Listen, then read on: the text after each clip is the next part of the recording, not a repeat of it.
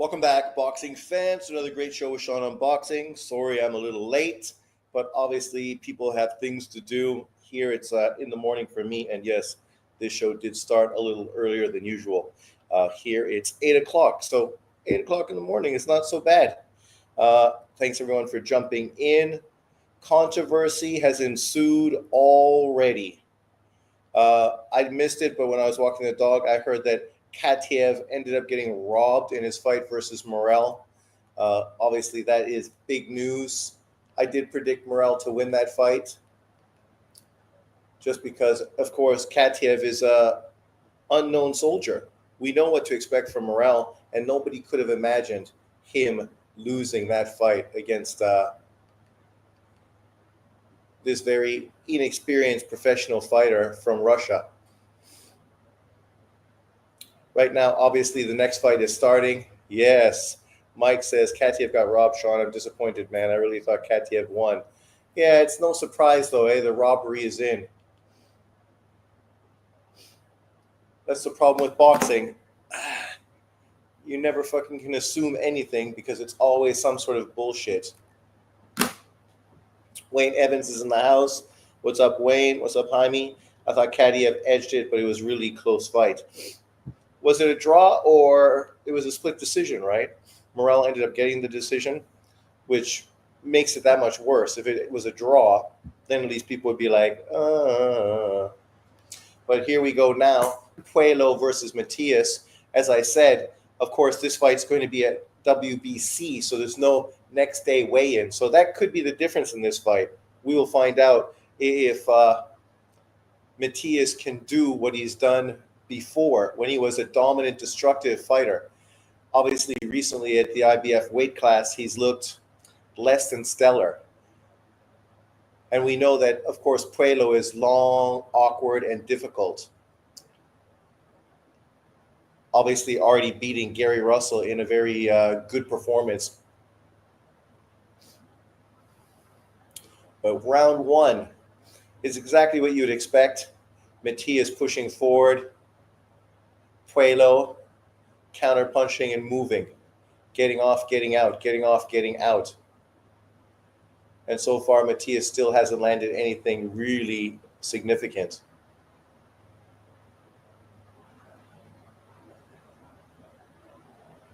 See, this is the thing about when we talk about movers and defense-first fighters. I mean, Pueo is obviously a defensive fighter, a guy that consistently moves.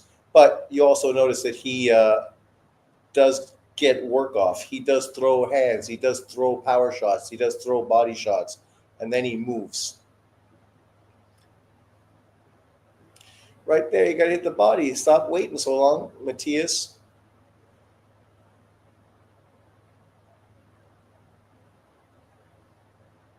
At one time, Matias was really seen as the boogeyman of this weight class.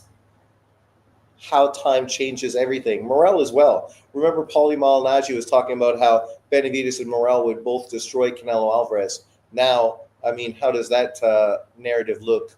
Now that, of course, Morell basically got beat by an unknown fighter today. And I mean, Katev is who he is. He was an opponent in this fight, and that's what he was supposed to be. The fact that they had to basically gift him a decision, that's not a good thing. That's obviously not looking good for Morell moving forward.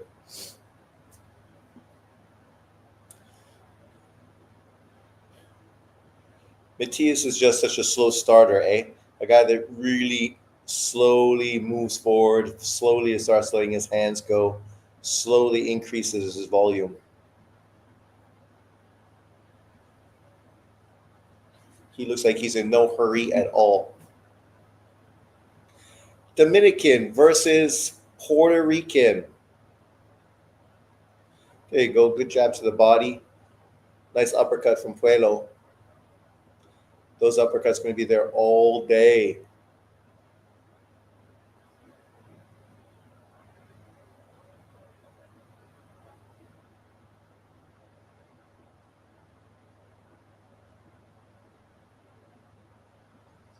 That jab to the body, I think, is one of the best punches Matias has. Round one, definitely a Pueo round. Definitely a Puelo round. Uh, Remember some dummy saying that Morell would KO Canelo. I mean, and maybe he would still, right? It's hard to use the triangle theory, but the reality is, since he's moved up to light heavyweight, he's looked beatable. He has not looked stellar. He has not looked dominant. I mean, as far as David Benavidez moving forward to Anthony Yard now, I feel even more confident than Anthony Yard is going to be too much for David Benavidez. I saw them on the scale yesterday weighing in, and fucking, he's a bigger man than David Benavidez. I think, David has not fought a lot of guys that are as big or bigger than him. He's relied mostly on being the bigger fighter for his whole career. Now he's in there with a guy that's going to be kind of like Vosdick. He's going to be able to absorb everything he does. And how's that going to impact him? He could still end up winning the fight, but I don't think it's going to be easy. Round two. Keep using that jab to the pit of the gut. I like it. That'll take everything away from him down the road.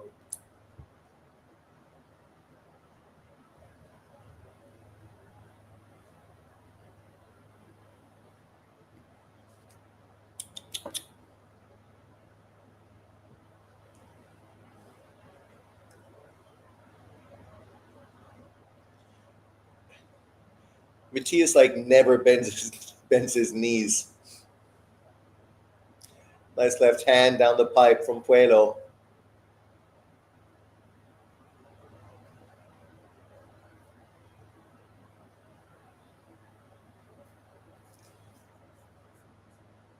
Puelo's being more effective this round.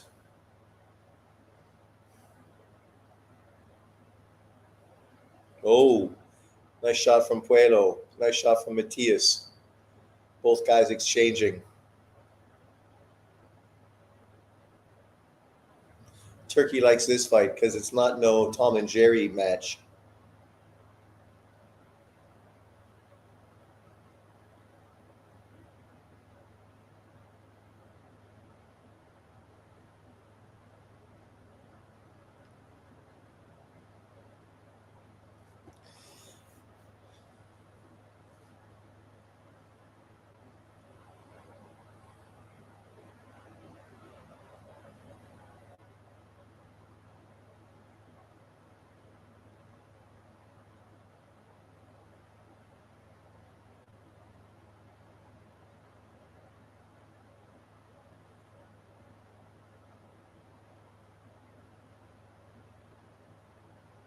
Yes, keep hitting that body, Sabri and Matias.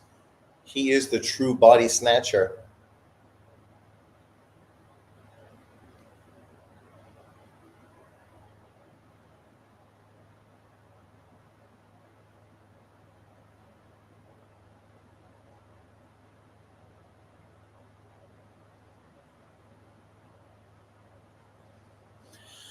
You can see the pressure is already starting to impact Puelo. He's needing to fight hard just to keep Matias off of him, whereas Matias is not really expending so much energy. It's coming forward slowly, methodically.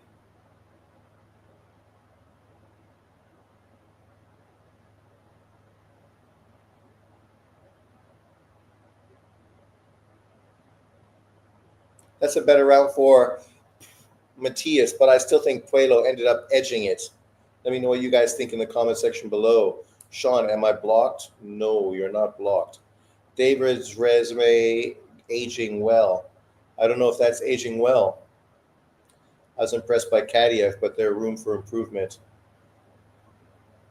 Uh, Morell got exposed, bro.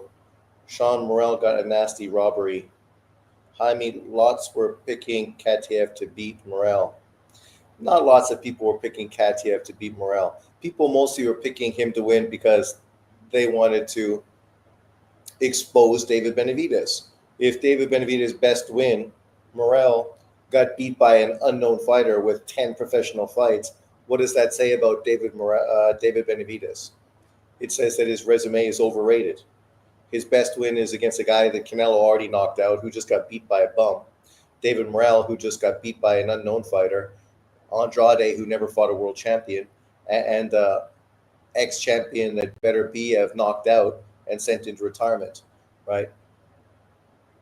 Obviously, there's more minutia to that argument than that, but I think that's why people were picking Katev.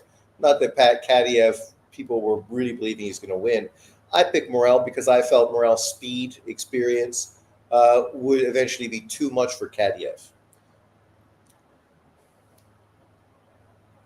And to be fair, I'm disappointed with Morell's last two performances.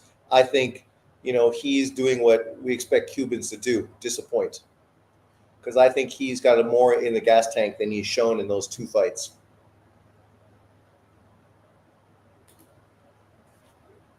But sometimes it's about being smart in the ring, having a good IQ. And I don't know if David Morell has a good IQ.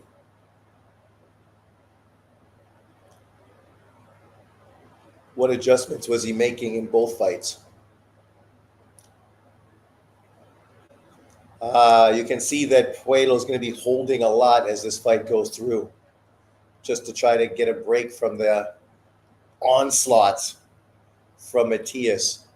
Those left hands to the body, man, that's going to fucking age well for Matias. Historically, that guy's body work was destructive, crippling.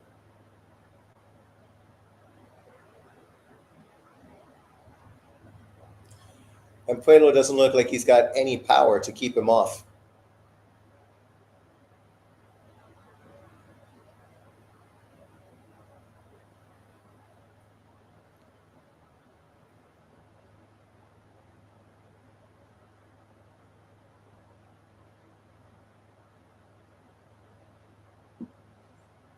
More or less to the body. Come on. Matias.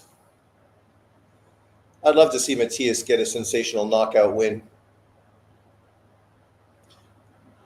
Currently at 140 pounds, I mean, we got too many fighters that too defensive.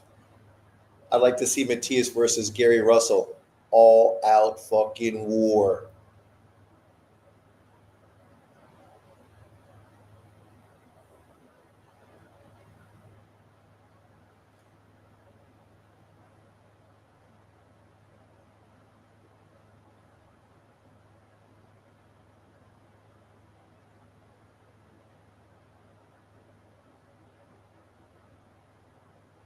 Oh,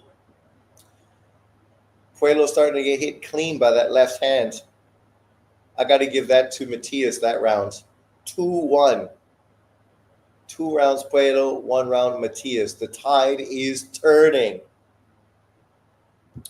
The boogeyman aura is completely gone from Morell at 75.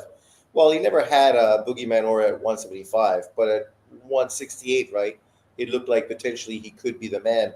The only problem with that narrative is he never fought any top 10 opponents, kind of like Frank Martin. These guys, really, you got to look at the PBC and the way they bring these guys up. The reason Morell is where he is, stunted PBC. The way fucking Frank Martin is where he is, stunted and inactive PBC, right? The PBC primarily is fucking stunted these guys' growth with inactivity and low-level opponents.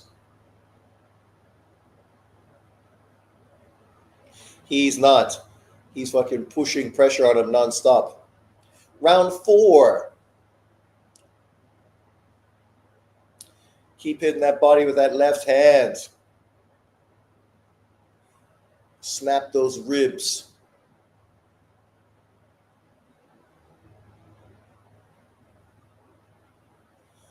Puerto Rico needs a champion.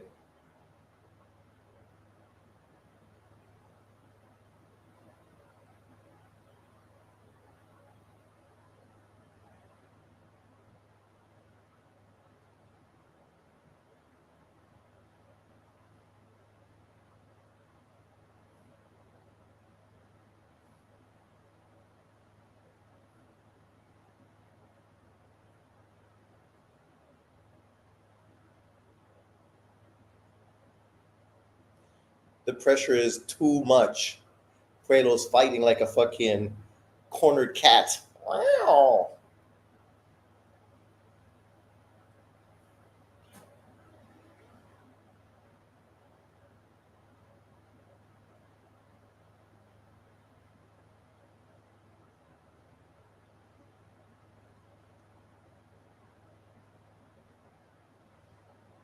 Holding like crazy.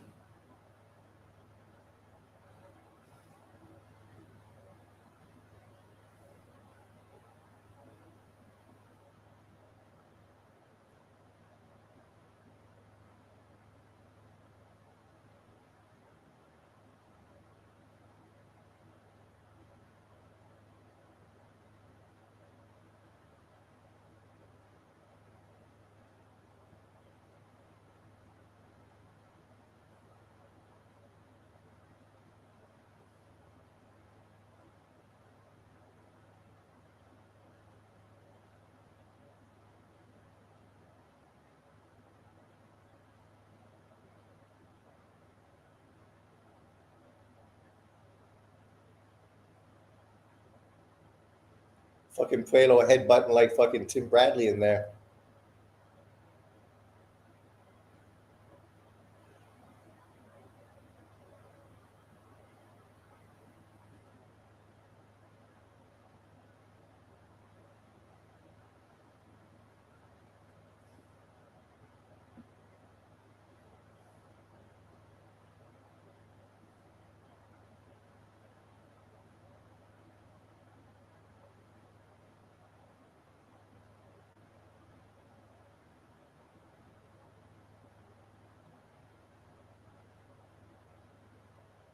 This is no Sandor Martin.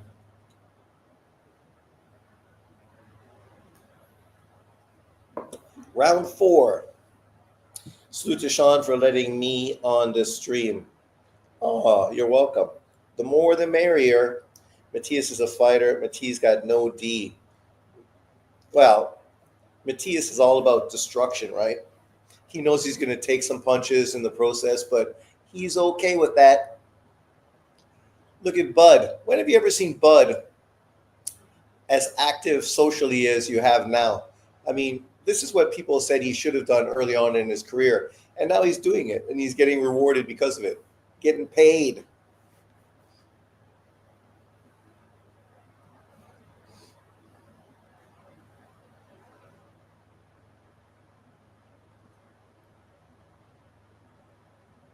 Shakur still hasn't wrapped his hands yet. Hit the likes. Yes, people. The least we can do is hit the likes. So round 5. At this point, I still think Puelo is winning the fight, but the tide is turning. Puelo's holding a lot. The pressure is becoming a lot for him. Now he's trying to hold the center of the floor because he doesn't want to get pushed to the ropes anymore.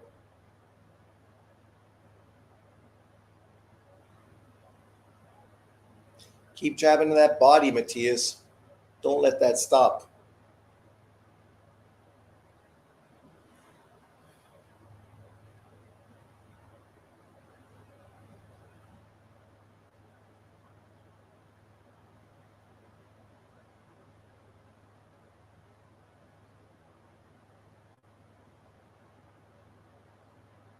Sam Noakes.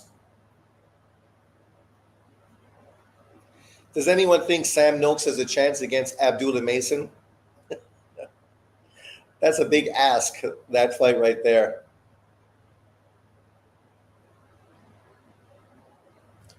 Nice uppercut. Nice straight left. Ah, Manik's got a 2-2. The last round, I could see you giving it to Matias, but I could also see Puelo being more effective with the shots he landed.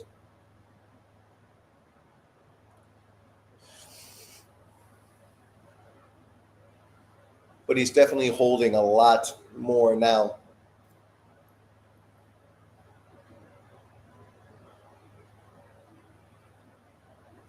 Good shots from Puelo.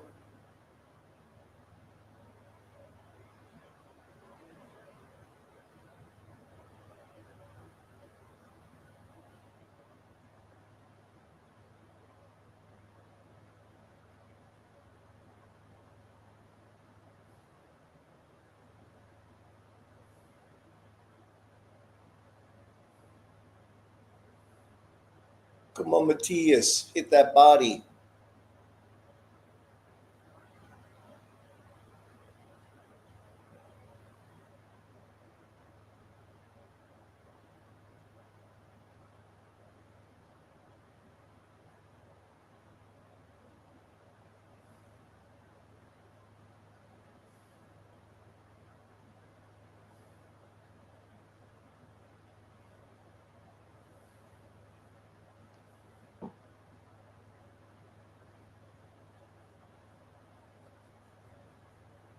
Low blow.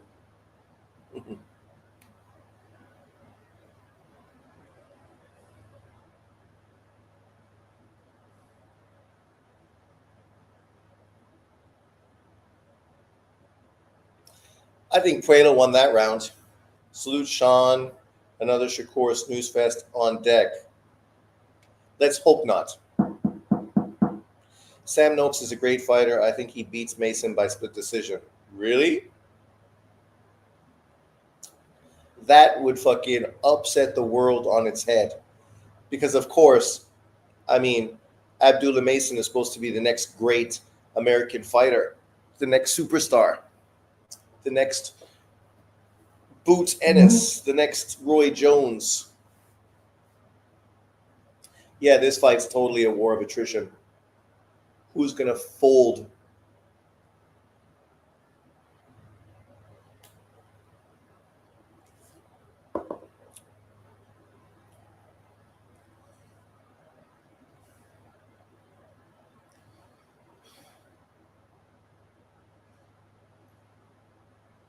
I like that Ring Magazine logo in the middle of the ring. Looks good. Round 6. We're almost halfway there. And at this point, I think in the first half, you got to give it to Puelo. He's been more active, sharper, uh, more game in what he's doing. But the pressure has definitely been a lot for him to cope with.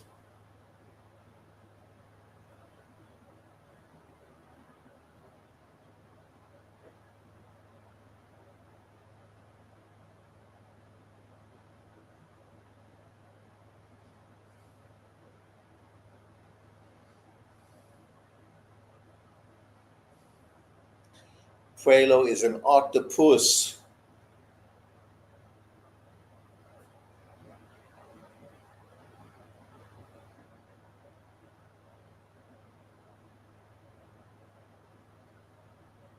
Puss being the main word.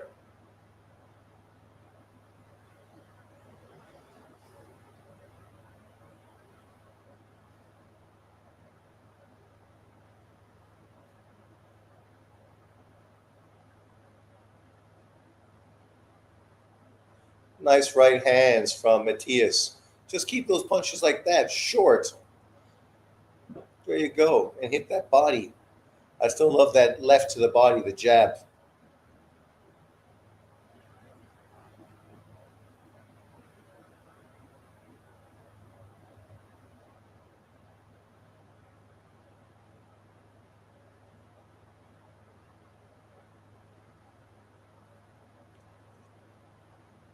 Both guys are being a bit of hill, what is it?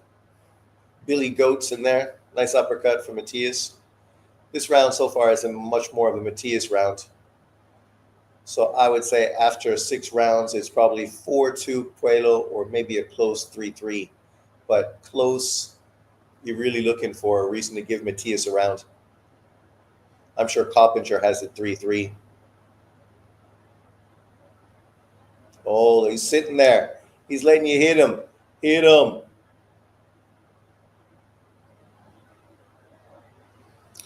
Matias has fucking legs are too stiff.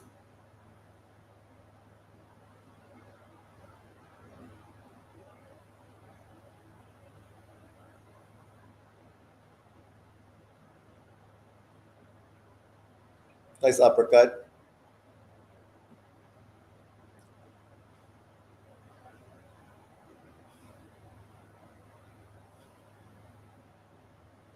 Round 6, 3-3, halfway through.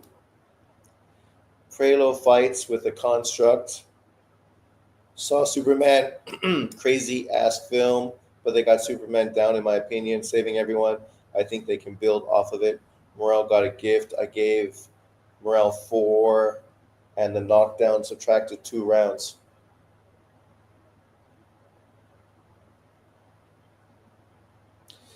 I heard Superman was too feminine. You know, now of course all these comic book movies, they want to make all the women strong and all the men weak.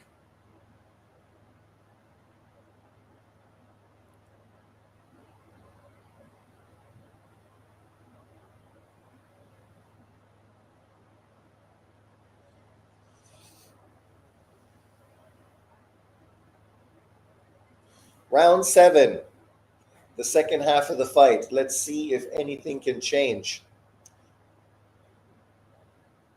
Matias work start to get to Puelo, or Matias run down. He's never been a great endurance fighter. He got a good chin, that's for sure. But Puelo's not the hardest puncher.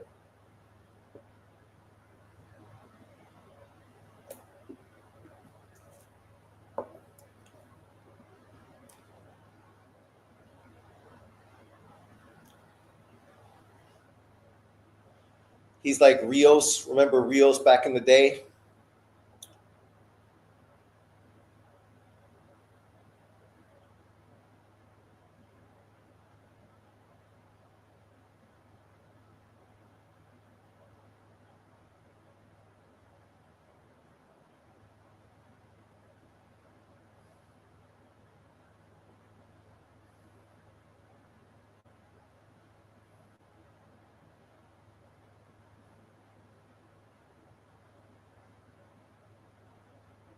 Headbutt.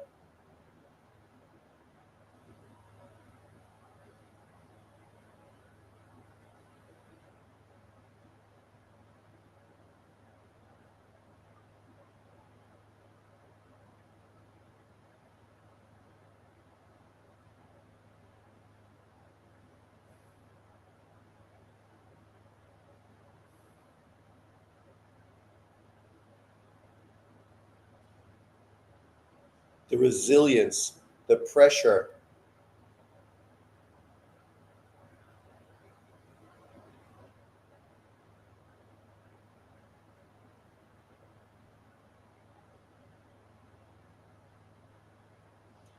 I love those straight shots. Keep those shots coming. Nice uppercut in the inside.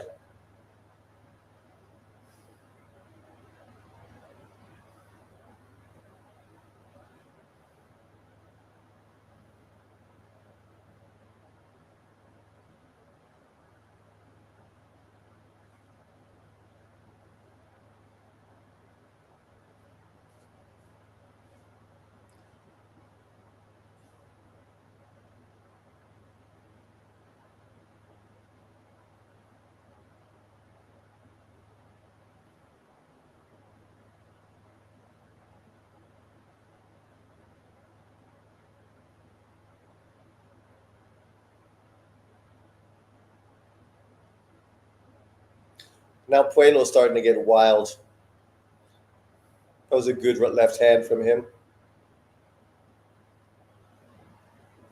That was a good Sabria Matias round. I got him up 4-3. Salute Sean, the expert in here. No Sam Noakes ain't beating Abdullah, and Sean knows why. Why? Speaking of Sam Noakes, Russell gave Puelo the same kind of pressure, but Matias' punch technique is better.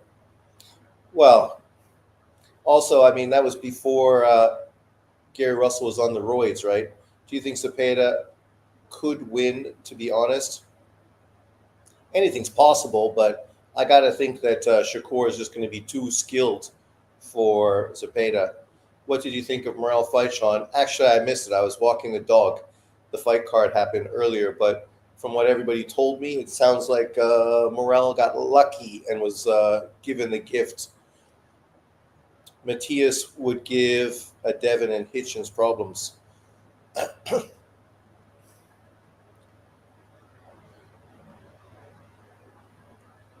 Those guys would be moving a lot more, I think, than fucking Puelo is.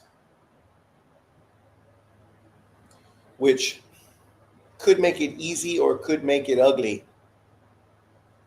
I mean, to be fair, Matias doesn't have the fastest feet ever. He just hopes that eventually you stop running and eventually start throwing punches.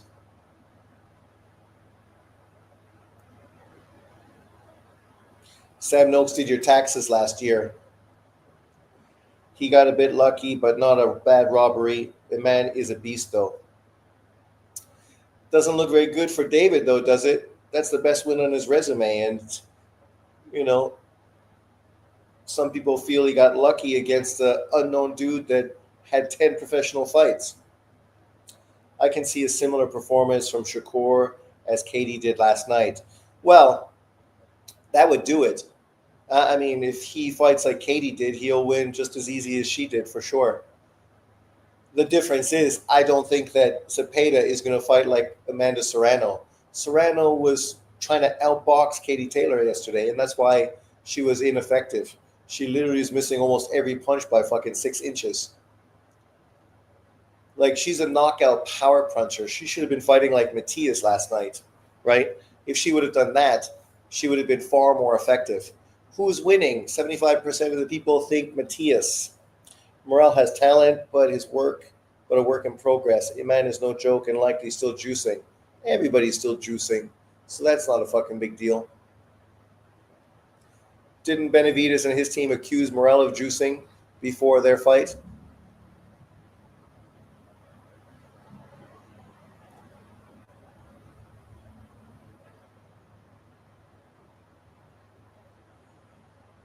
Puelo's definitely slowing down.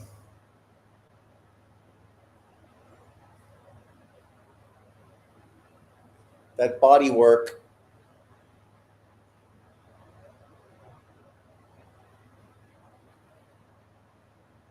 The problem with Morell, he's a fucking PBC fighter. The PBC has shown historically that they don't know how to develop fighters. They don't put them in the right kind of fights, and then they fucking have the fighters too inactive, right? So you're never getting the best version of a fighter because they're too busy waiting for that next big payday.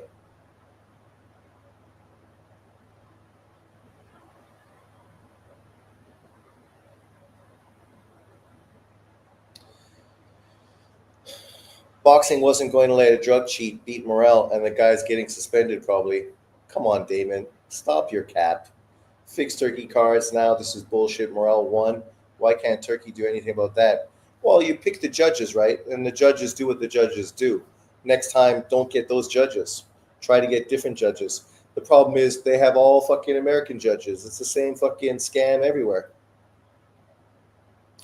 UC Ward is still hating on Canel's resume. Dude can't keep him out of his mouth. Well, it's because he's fucking irrelevant. He's irrelevant, and Canelo Alvarez is in the kind of fight that Andre Ward was never in, right? A huge mega fight, getting paid tens of millions of dollars. The dude's jealous as fuck, wearing his ugly, terrible suit from 19 fucking 94.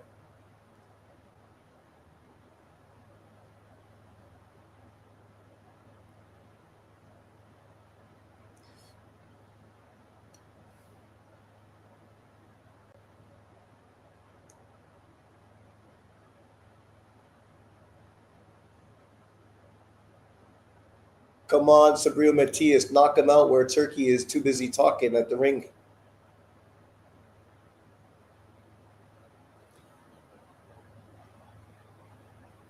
If you really let him fucking unload on those body shots, man, it's gonna be too much for you. Nice shot.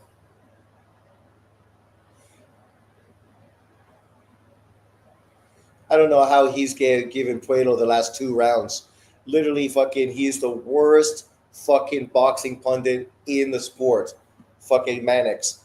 Like, the second half of this fight has been all fucking Matias. All Matias. If you want to say it was fucking 3-3 after the 6 rounds, I can understand that. But these 2 rounds, number 7 and number 8, all Matias. All Matias. Like, how do you watch these rounds when Matias is landing more shots, unloading? Literally, Puelo is standing there letting him throw more shots and be more effective. And you think somehow Puelo is doing more than he did before when he was running and not fucking really getting hit and holding like crazy. Mannix is a clown. Mannix and Coppinger are terrible. Benavidez ruined Morell. Oh my God, I hate when people say that. So did Canelo ruin Plant? Did Better BF ruin fucking Vosdick?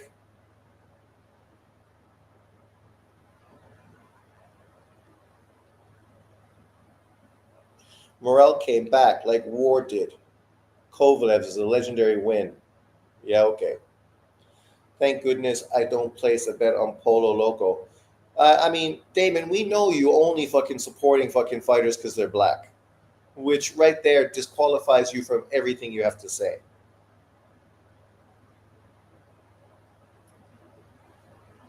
Like, you cannot compare Andre Ward's career to Canelo Alvarez. It ain't even fucking close.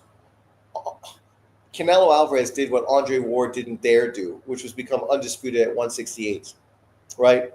Even though he's not a 168-pound fighter, he did that. Loma ruined Walters, though. That's true. Morel didn't look bad. He just had a Cuban amateur style with no sense of urgency. Well, that's the problem with the Cubans. And at this point, he's not really a Cuban amateur style fighter. He was more of a boxer puncher. That was part of his intrigue, right? Oh, Coppinger. He's giving it all to Puelo. Puelo's dominating the second half of the fight.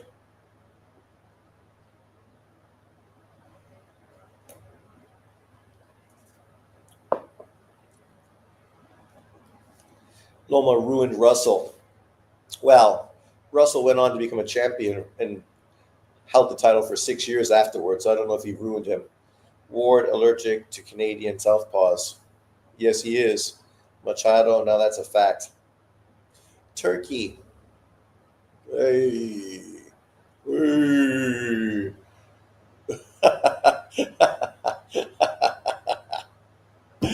Ah, we know you're rich. You don't gotta pretend.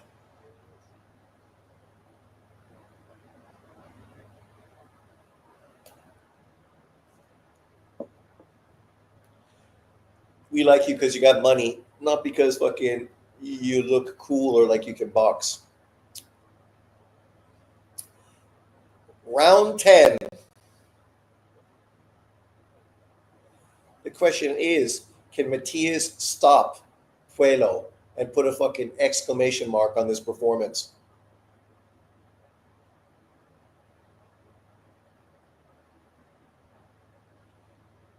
When you compare this performance for Matias compared to his last few performances, especially with the IBF, you can definitely see that weight issue definitely impeded him because he's been way more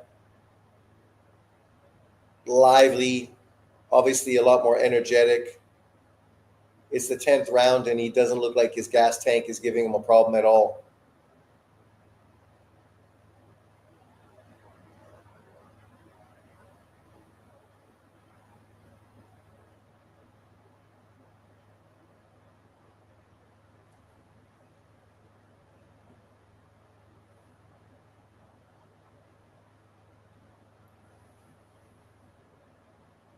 Yep, Ward ducked undisputed in two weight divisions.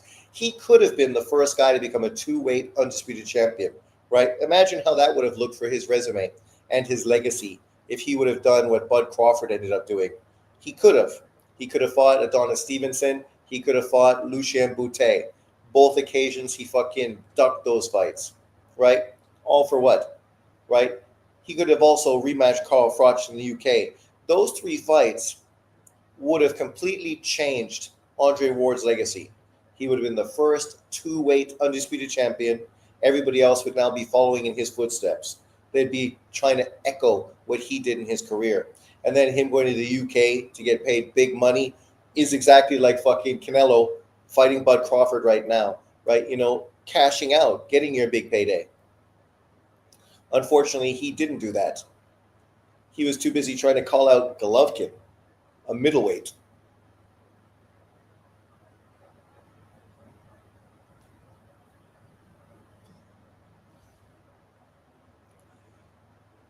Come on, Sabrillo.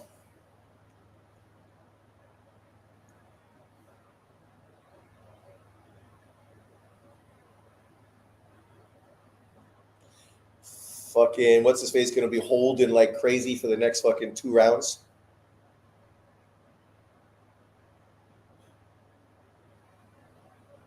Come on, be like better BF. Stop him. Get in there. Crush him. Destroy him.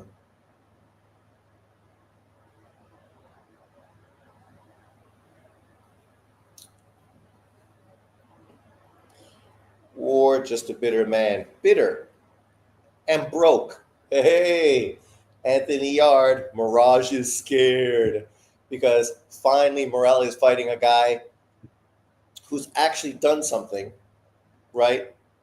A guy that actually has beaten someone, actually fought someone. Look at all these dudes representing, all these UK motherfuckers.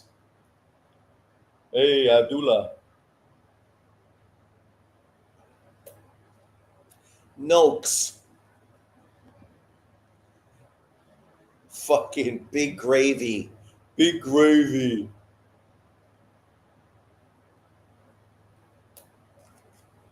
You got to give it to B Hop. B Hop looks good for an old man. You know, always in good shape. Suits fit fucking great. You look at him compared to Oscar. Oscar's cheesy as fuck. B Hop, slick, cool. Round 11. Headbutts everywhere, holding like crazy.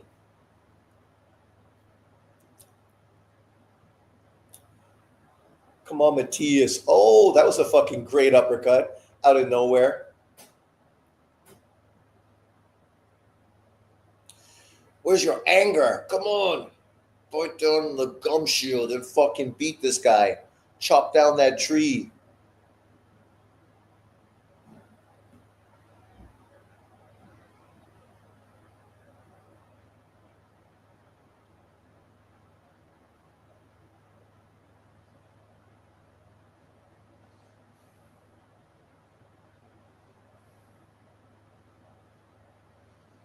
Pueo having a good round, 11.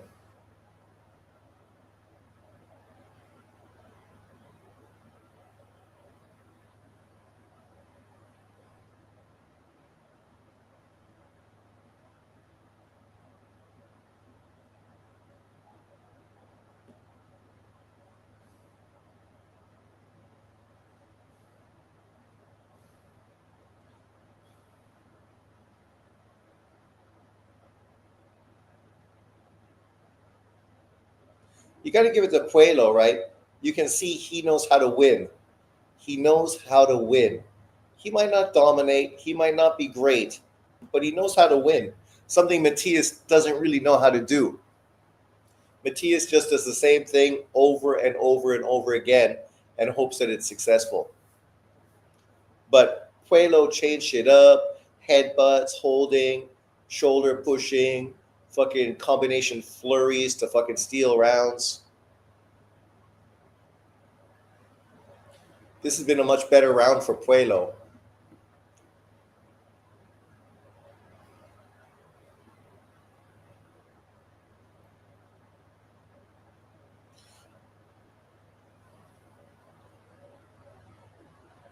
I think I'm older than B Hop.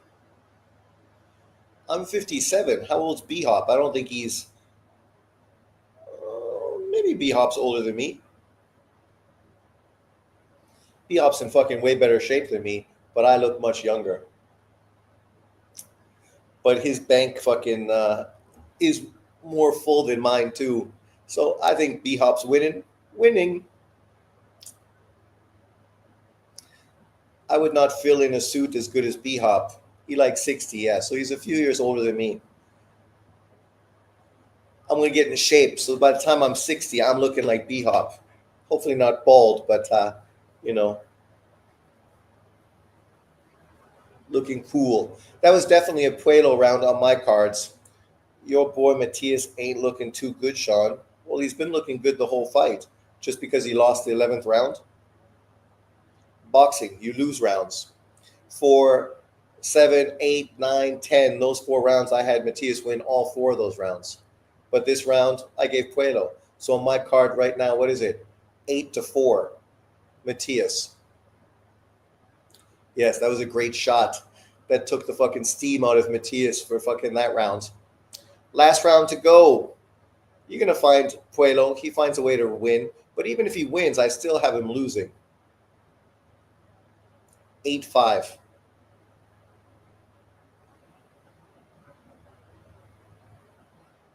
8-5. How's that work out? Sorry, 7-5. 3 and 4 is 7. I'm an English teacher, not a math teacher. Round 12. Let's see if Puelo shot his load in the 11th round. He definitely had a great round. Now it's a matter of who can win this fight. I think Matias already won the fight, but with these judges, what we just saw, look, this guy, he's fucking giving literally Puelo every single round in the second half of the fight. I'm asking, what fucking fight did you watch that you thought Puelo won every round in the second half? Puelo was far better in the first half of the fight than he's been in the second half of the fight. Anybody, let me know in the comments section what you think. Do you think Puelo was better in the second half of this fight compared to the first half? I mean, Matias was much more fucking aggressive, far more fucking active and accurate in the second half of this fight. Sorry, I said 7-5. I'm an English teacher, not a math teacher. Puelo too good. I know you don't like slick black fighter, Sean. Yeah, but I don't think you're giving credit to Matias. For the last 4 rounds, I mean, Matias has been the one pressuring, the one landing. He's been the one doing the work.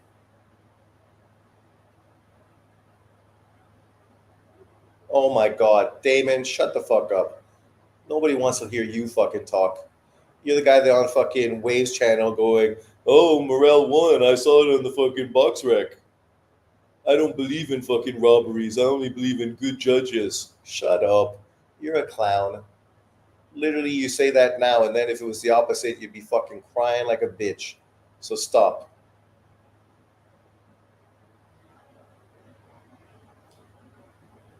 My boy. Like somehow fucking you wouldn't pick both of these guys to beat fucking a white guy. Damon is possibly the stupidest person on YouTube. Well, next to John Boxing. It's a close fucking second. It's just when you make stupid statements that fucking expose your bullshit. What's up, bacon and eggs? What do you think of this fight? Who you got winning?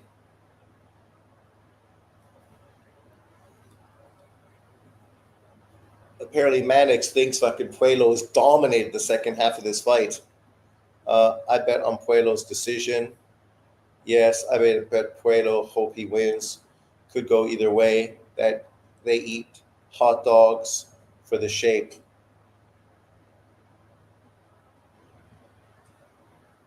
Keep pressuring. Win the round. He's trying to survive. Hit him.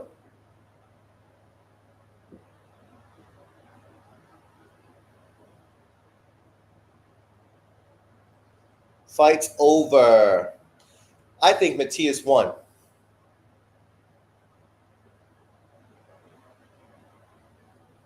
I mean, don't take it away from Puelo. Puelo's a smart fighter. He did all kinds of tricks to try to win that fight. But in the second half, I feel he won 1 fight out of the 6. In the first half, I thought he won 4 out of the first 6. So 4-1, that's 5. 7-5, Matias on my cards. But I'm not the one scoring it, so it is what it is. Matias 7-5. Matias 7-5. There you go. Machado, good job schooling Waldo. And to be fair, I mean, for boxing, it would be better if Matias won the fight. He's a more entertaining fighter than Puelo. But if you want Puelo to win, so you could say, oh, Sean doesn't like slick black fighters. Well, yeah, okay, whatever. The question is, you don't like him either because you're not going to pay to watch him fight fucking anybody else in the weight class. Look at that bling bling. Save your money, buy another house and rent it out, buddy. That's the way to go. Buy property, rent it out, get a consistent fucking income coming in. What did I just hear the best thing about Elon Musk? What a genius this is. Now I understand that guy that's on social media that says you don't want to have money, you want to have debt. And I didn't understand because it doesn't make sense. All of us have debt. How does that benefit us? But what he said is Elon Musk got so much money, it's all tied up. So he doesn't have to pay any taxes on it because it's all in shares, right? So what he does when he wants money is he takes a bank loan. You can't be taxed on bank loan money because that's a debt. So he gets all this money from the banks that he uses to live. He doesn't get taxed on it because it's a debt. You could probably write some of it off, right? And then he doesn't touch really his bulk of his money, which is all tied up into fucking uh, shares. It was like, man, it must be good to be rich where you could fucking live like that. Machado, never seen someone fanboy for a fighter like silly ass Waldo. Puerto Rican expensive as hell. Well, I'm sure Puerto Rico expensive now.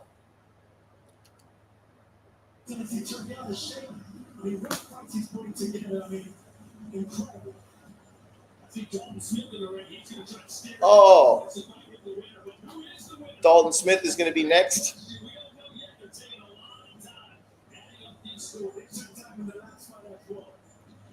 The fix is in.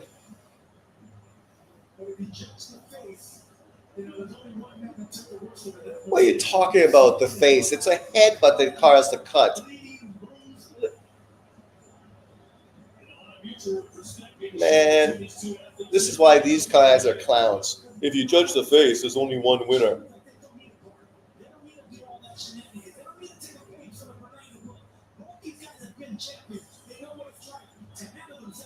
That's true.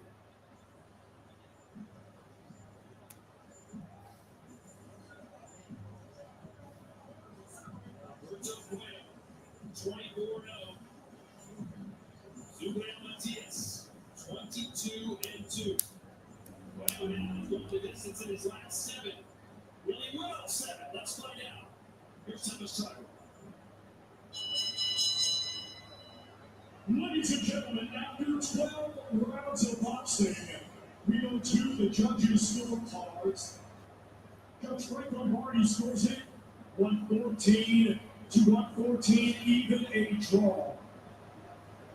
And both judges, Ron McNair and Tony, agree. They a little are in agreement. They both scored the same, 115 to 113.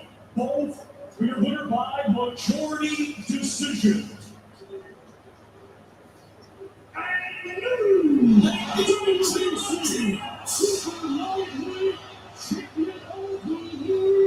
Yeah, he won. He won the fight. I mean, the draw card, that's fair. It was a close competitive fight.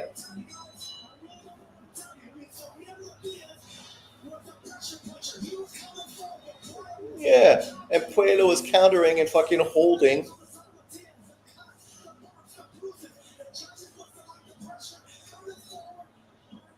No, Damon, you're wrong. Again, you're making a habit of it. It just shows you don't know how to score a fucking fight.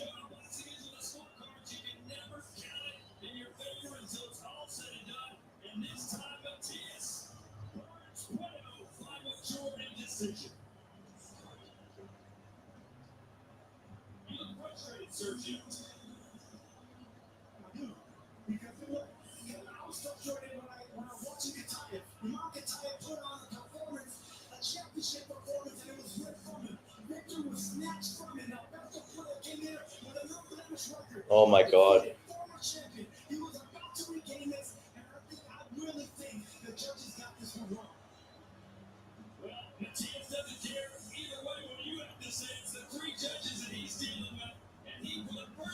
Would have benefited and probably have Katev win as well, but that didn't go that way.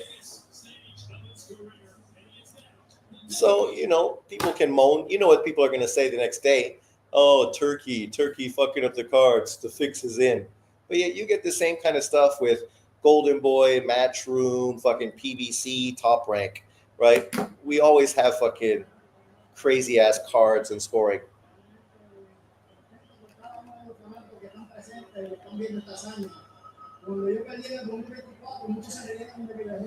I said he'd be better at WBC instead of the IBF. I'm very happy very happy with everyone that came out with Shiraz, with everyone that came out and supported me. And when I lost in 2024, a lot of people laughed about me. But I told them I would come back and I would be another world champion once again. And here it is. So, Pueo, you never stopped coming forward in this fight. You suffered a bad cut over your lifetime. We see it now. But that pressure won over the judges in a close fight. First decision win of your career. What do you want to do next? Realmente fue un soberano en operación. Era un gran peleador y como que podía ganar con él, era haciendo que él y ahora estamos diga el senador, diga el gobernador y el gobernador. Pueo is a great champion. Pueo is a great champion. Without him, this fight would not have been possible. And then we have Dalton Smith right behind us. He is the mandatory for your WBC title. I just spoke to Turk Al-Sheikh, and he said he's looking to make that fight November 22nd in Riyadh, Night of the Champions. How does that sound to you?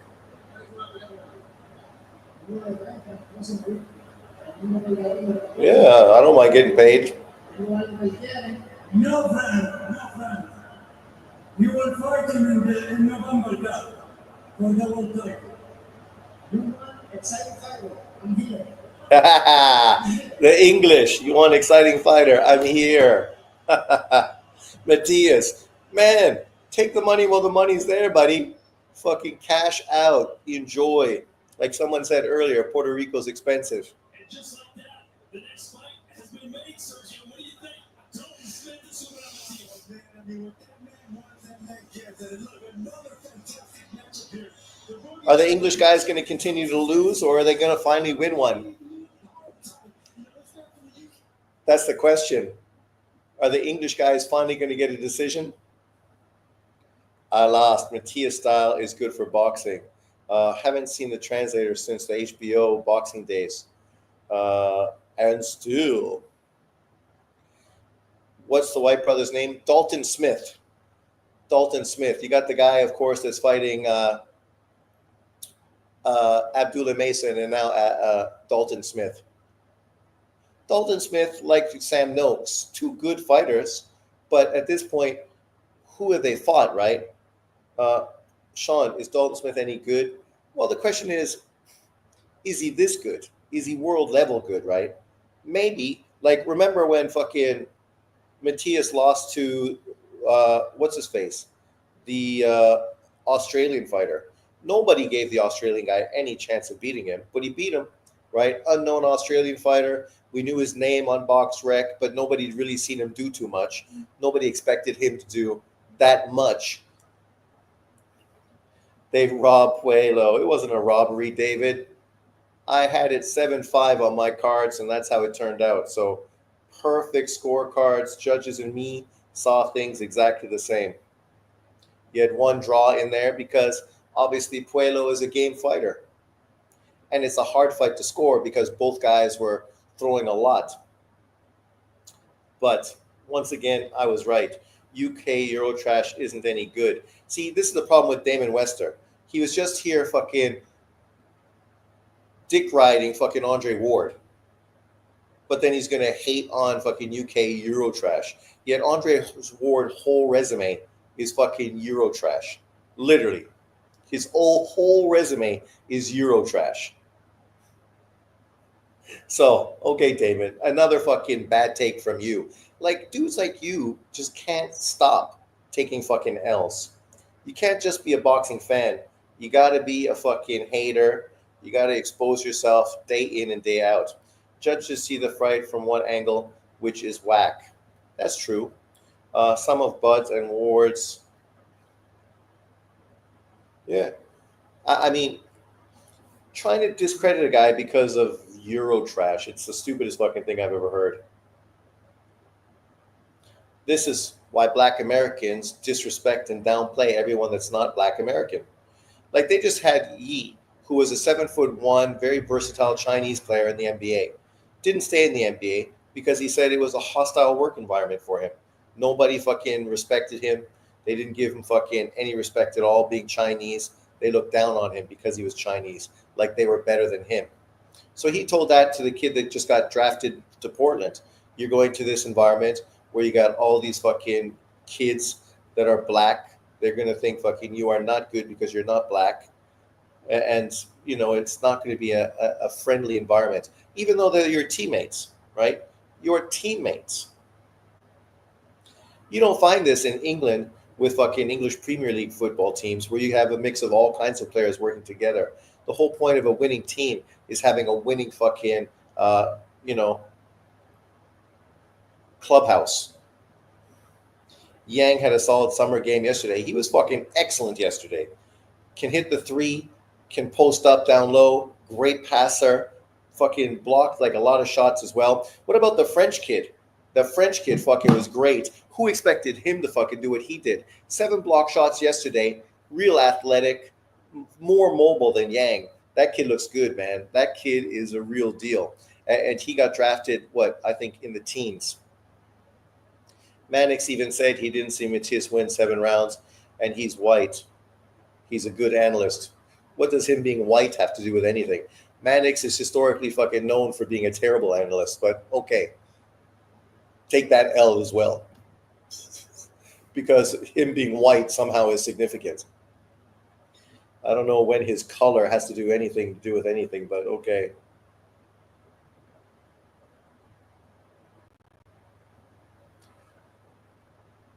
Tarver. So let's see. Where is my man? Sam Noakes, right there. Sam Noakes, 17-0, 15 KOs, right? But who's he fought? 27 years old. He fought all European dudes. Jan Mendy, good fighter, but the dude's like 40. Ryan Walsh, there you go. Like, that's the best thing he's done in his career. Like, at this point, his resume might be worse than Abdullah Mason's. Abdullah Mason, 1970, just fought Jeremy Nakatia, right? Fought Louis Lebron. I mean, it's close. Neither guy has great stellar resumes, but one guy is 20, one guy is 27.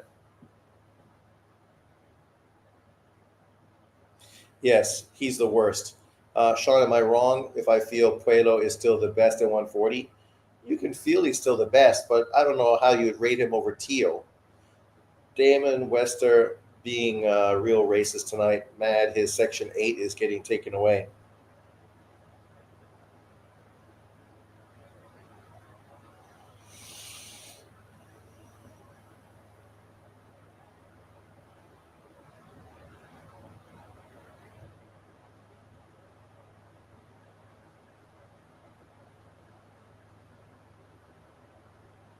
I thought 115, 113 for Pueo was right, but Matias lost.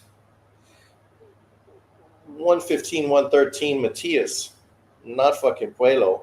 Pueo won 1 round in the second half of that fight.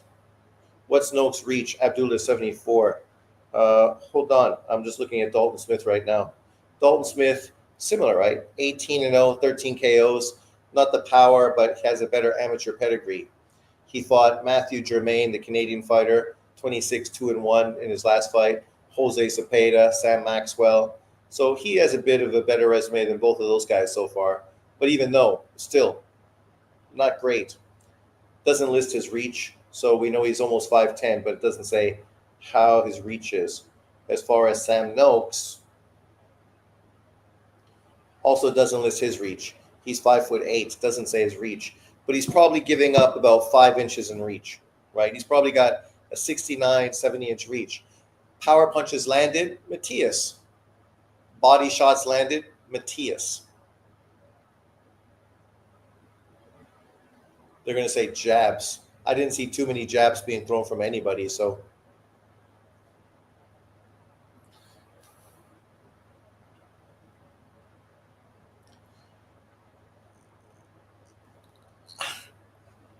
You know, Matias winning is great for the division. He's a fucking exciting fighter. Now he's going to go fight the UK guy, knock him out. There you are. The world is at peace. Did anyone see Ryota Tatsumi's fight? I missed it because I was just waking up, and then I walked the dog for David Morell's robbery. So I missed Ryota Tatsumi. How did he look? Did he get an impressive knockout win? my Japanese Lomachenko. So far, these box rec things, they're not updating, so who knows what's going on. Ah, there it is. Ah, TKO victory for my man. Second round. Ruiz down in round 1 and down in round 2. Tatsumi's good, man. Him and his brother. Pay attention to these guys. We know Damon Webster and John Boxing are going to be in their feelings, trying to downplay and hate these guys. But this kid's already fighting fucking in America every single fight, fighting on big turkey cards. This is his second fight, and his second fight in America. Now, maybe Teal will grow some balls and face Matias and unify. Well, we know Matias is going to be fighting the UK guy in November. So when do you want to see Teal fight him and unify? You also have Hitchens and Russell. So there's plenty of champions in the division for Teal to fight. Grow some balls. Teal's the only one in that weight division who's done anything legitimate. But Damon, don't be surprised he don't give people praise and credit, because you can't praise a guy who's not black, can you? Only black people deserve credit. Everybody else is fucking racist and fucking a hype job.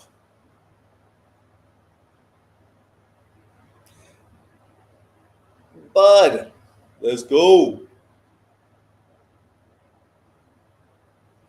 Bivol.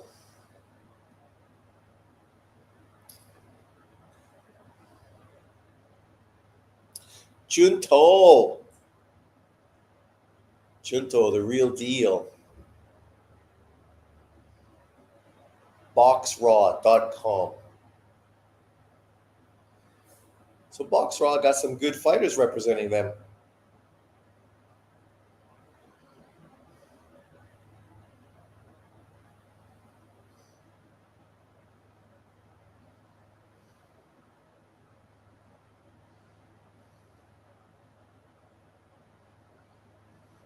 Undisputed, home of boxing, the Zone. Mad over shit no one alive had anything to do with. Crazy how Damon became a Shakur fan after Devin got embarrassed by Ryan. Hitchens called Tio out. Turkey made Smith versus Matias on the spot, because that's the way fucking Turkey rolls. He knows what he wants and he does it. And that's for that super card in November, right? That card is shaping up to be fucking dynamite already. I'm picking fucking Anthony Yard with the fucking KO. Because these PBC bitches, they fucking soft. Let's see Matias versus Russell. See, that would make more sense. To me, that's the fight to make. That would be a fucking great fight. Two power punchers. Sean, did you see Blue Blood trying to push the narrative that Katie ran and that nobody's criticizing her like they do blacks? Of course fucking people are going to say that, right? What a bunch of clowns. Like, Katie Taylor fought 2 fucking wars with Amanda Serrano. And then she chose in the third fight to go in there and easily outbox her. She didn't run. I mean, the problem was Serrano didn't pressure. If Serrano would have pressured, the fight would have been better. Like, literally, Serrano tried to do what Canelo did with Floyd Mayweather, and we saw how that worked out. Nobody said Floyd ran against fucking Canelo. Like, dudes just love to act like only black fighters fucking box and move. No, people say fucking boring boxing. It has nothing to do with fucking the color. It has to do with the style. What's German fucking boxing guy there for? I mean, soccer player. Just unstoppable, incredible, unstoppable. But I've always said, I think after the semi-final, I said it. If anyone can, I think anyone can beat them in this tournament, it's going to be Chelsea. And I think the final has just set up perfectly. 2 really good teams with young players. PSG is going to win. Come on. Take nothing away from PSG. They've been absolutely. Of course, you need to say Chelsea. You're a Chelsea player. What the manager has introduced into the team, just the system, the way they interchange, the winning team again. And they've been winning games. They've been absolutely fantastic. Real Madrid, your former side, that semi-final still surprises me because I thought it was a battle of two giants, and in the end, it was a giant. PSG destroyed fucking Real Madrid. PSG looks incredible against Real Madrid. PSG has looked incredible all year, beating Liverpool in Champions League.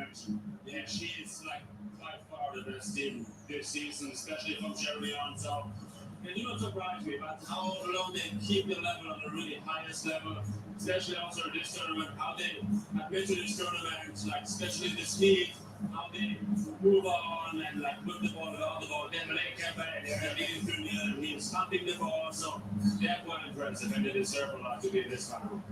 No one really knew what to expect going into this tournament, right? It was a new format. We didn't realize how serious the teams were going to take it. We didn't realize how much the fans were going to turn up. Has it surprised you just how good and successful the tournament has been? Definitely. Honestly, it happens every time when there's a new tournament. You never know what to expect. But of course, once the tournament starts gets on the way, you know, the fans have to get into it. And then when you come to the later part of this tournament as well, the quarterfinal and semifinal, and that's when you see the fans start to come out. Oh, of course. People are critical because early on you have mismatched games, but now you have Real Madrid versus PSG, Chelsea versus Bayern Munich. I mean, come on. Those games are always going to sell. Those are the best teams in the world. Will DAZN be bigger than ESPN someday? It is bigger. ESPN is American. It only shows in America. DAZN is global. I'm watching it in Taiwan. I never watched ESPN in Taiwan because there is no ESPN in Taiwan, right? DAZN is a global app like Netflix. ESPN, HBO, fucking Showtime, American. They're not fucking global.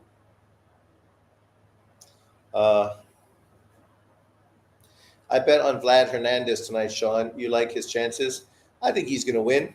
Jake Paul was trying to shit on Bud by saying no one knows who Bud is because his mom has more social media followers. Wow, Jake Paul is, doing what Jake Paul does. Him doing that is only a good thing for fucking Bud Crawford because now a bunch of new people know who Bud Crawford is. So thank you very much, Jake Paul.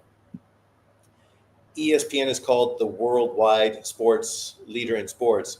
Yeah, they call themselves that, but that's like fucking Clarissa Shields saying she's the GOAT. Or fucking Floyd Mayweather saying he's TBE. Those fucking monikers are fucking all based on marketing, not based on fact or reality. I mean, ESPN doesn't even talk about fucking global sports. So how can they be the worldwide leader in sports when you've never heard them talk about rugby or cricket, two sports that are bigger than American football globally?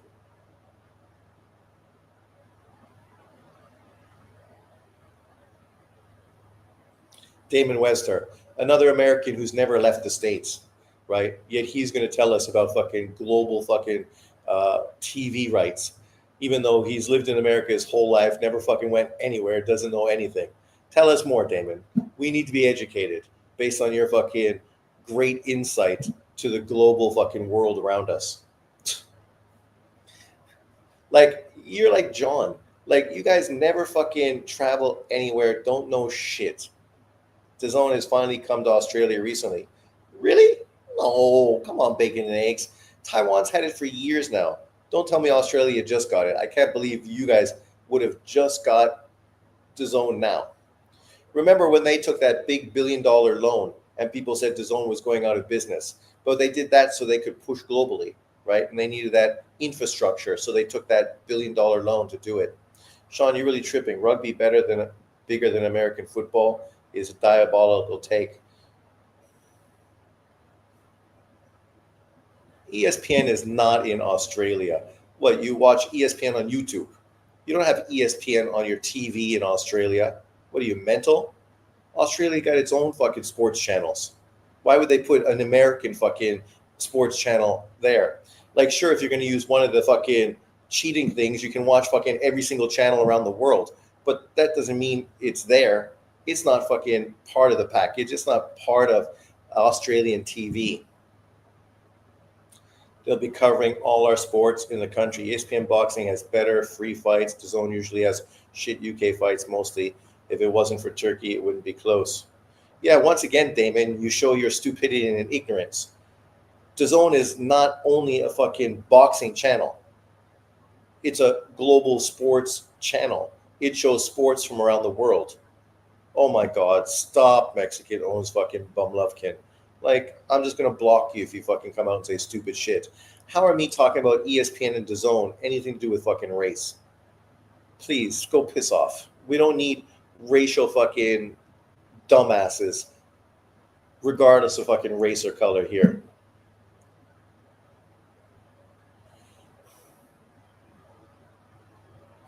We don't have ESPN in Canada. It's not that I can't watch ESPN on my phone, but I'm not watching ESPN on my phone. I'm watching the ESPN app on my phone. But before this big fight starts, I'm going to drop the kids off at the pool. Don't run away.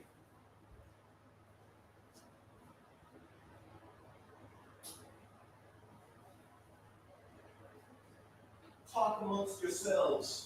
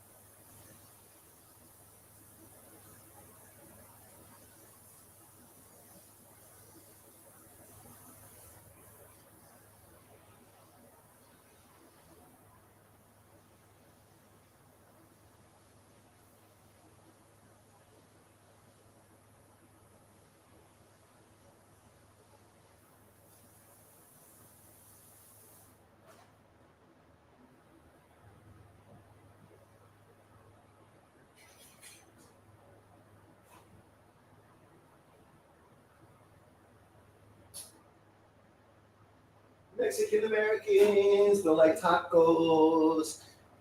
Blah, blah, blah, blah, da, da, da, da, da, da. Mexican Americans. American boxing, boring as fuck. Damon thinks he has a friend in the chat. Yeah, we have ESPN HD in Australia. It's on Foxtel. What's Foxtel?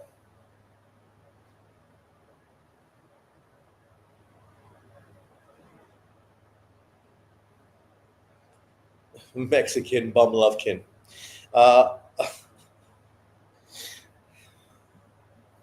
Sean talk all this smack about black people when his people cause chaos globally.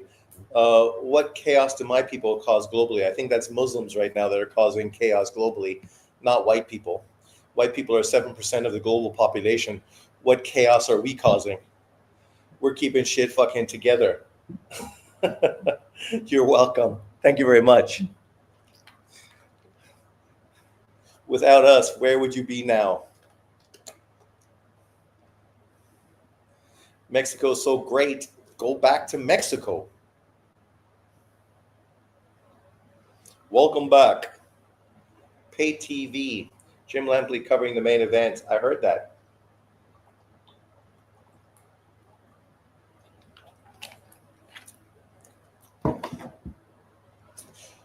John Boxing disguised as a Mexican. He must be his wife. So, who's got Zepeda with the win? We've had 2 fights that people think were robberies. I mean, why not a third? Right? Why not a third? And then a fourth.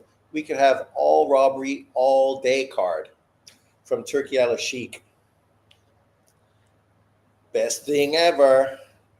What we need in boxing is more robberies. Matias is very close. He's a big decision win over Pueo. White people are immigrants in this world. We're not immigrants. Because when we moved to countries, there was nothing there. No infrastructure. Nothing. We built everything. Before us, there was nothing there.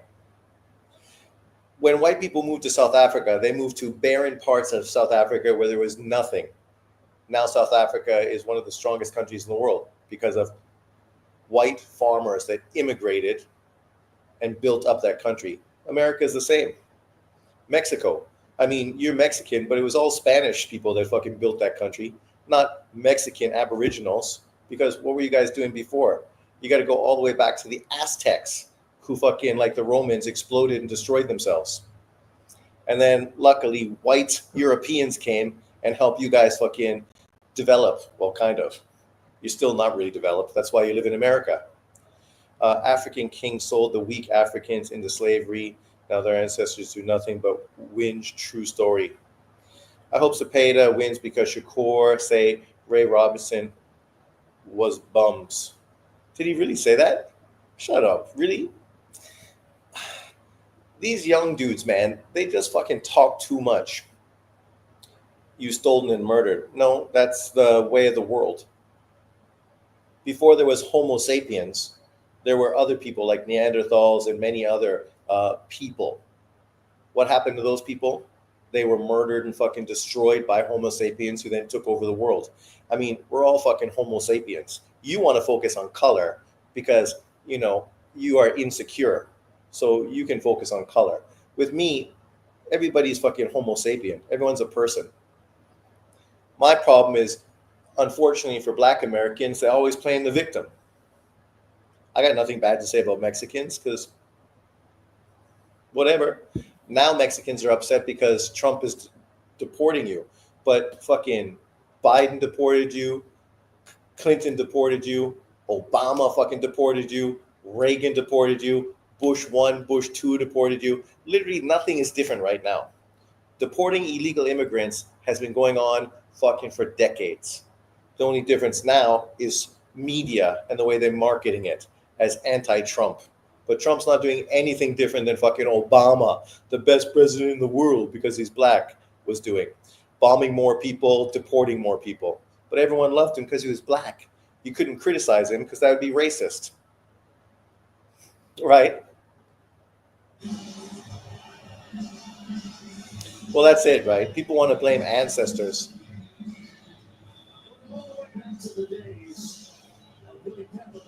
Well, he also said Nui fucking hasn't fought anyone.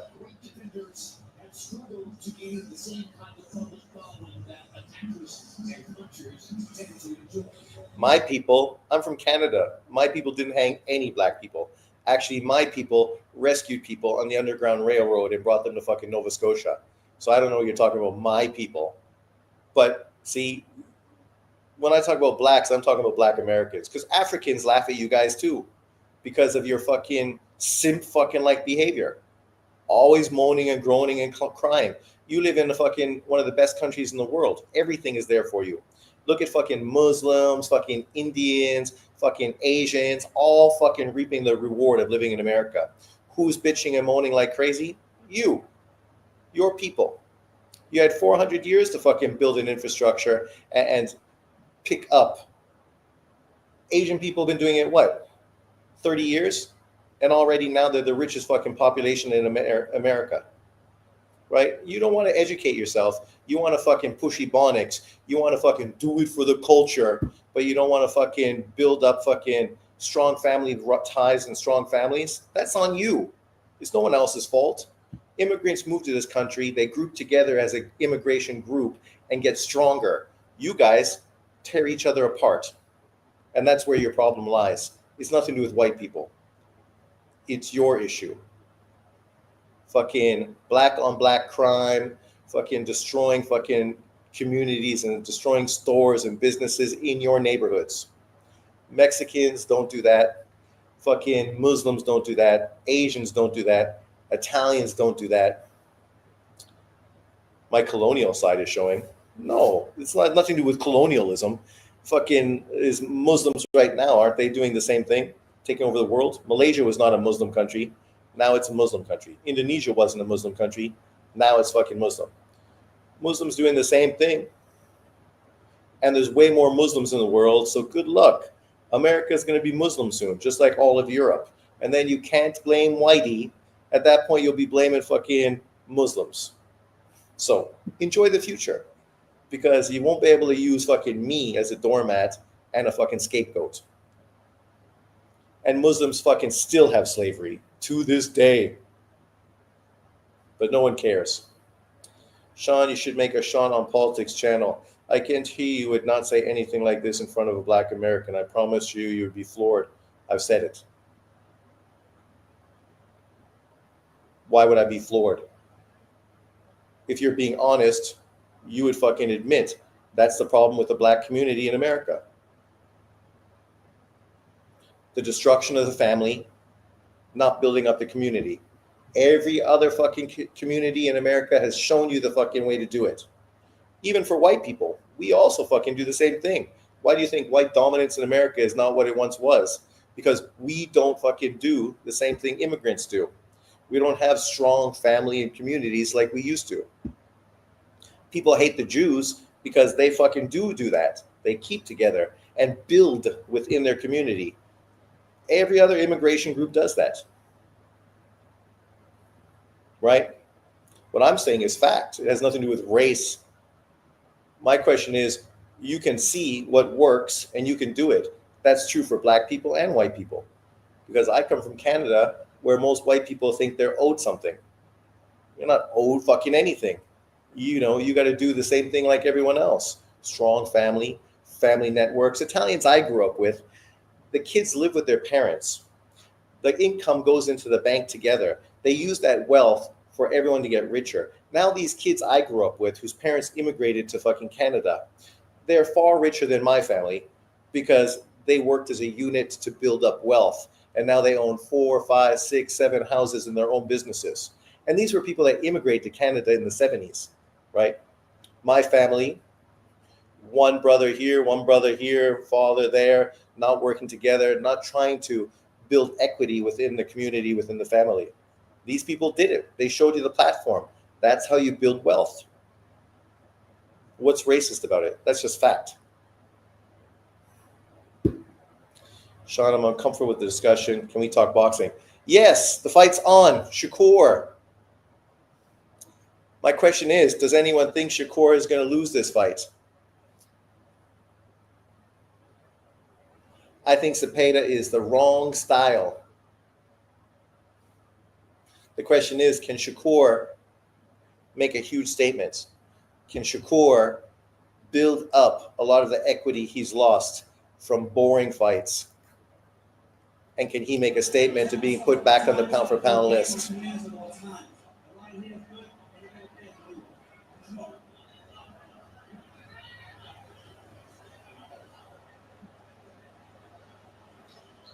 Coach Stevenson, ready out to try to prove his identity to a crowd that greets him very warmly. No problem for the defensive player in name support. Well, he's Puerto Rican, right? They should be pro Shakur. He's Puerto Rican. Apparently, Morell got a gift. Apparently, he got beat, but Turkey fucking wanted him to win, so he got the nod. Just like Matias. And in this case, just like fucking Zapeda.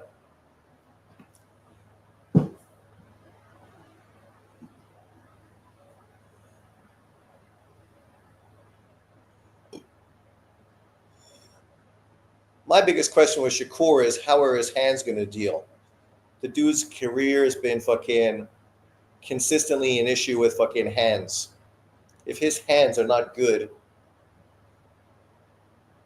that could be a big problem.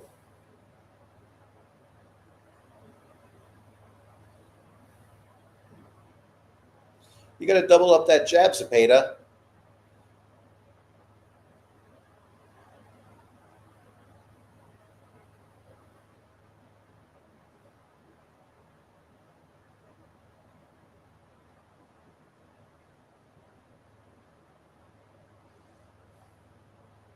Shakur throwing bombs with the left hand, trying to fucking make a statement early, trying to be like Floyd Schofield.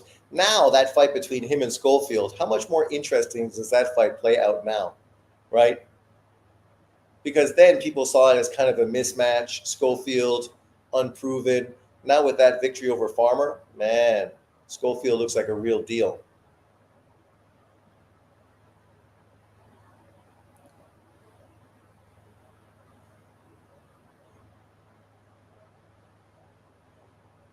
Yeah, jab that body. There you go. Keep using that up jab. That up jab gave Floyd problems from Cotto. It can give fucking Shakur problems too.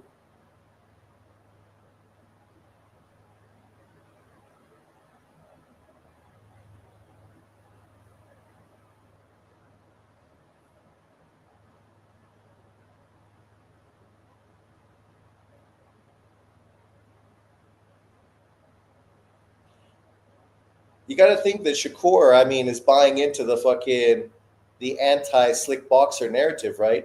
Because he's not fighting the way people would expect him to fight. He's standing. Is that going to be a good thing or a bad thing?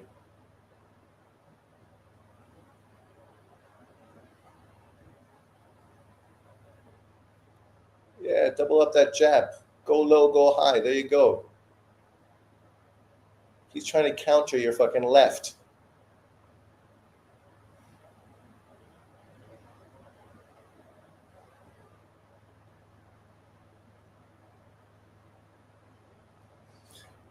Good round. What do you guys think? Did Shakur get it or does it pay to steal it? It's going to look ugly early. What's going to look ugly? I know, Damon, your whole fucking self worth is based on fucking Shakur winning, right? That's the difference between you and me. If Zapeda loses, I don't fucking care. I will never forgive Shakur for ducking that 25%. Well, let's be fair. Why would he take that 25% to fight Devin fucking Haney? He was the mandatory. Devin Haney ducked him to go fight an old, broken down fucking Regis Prograis.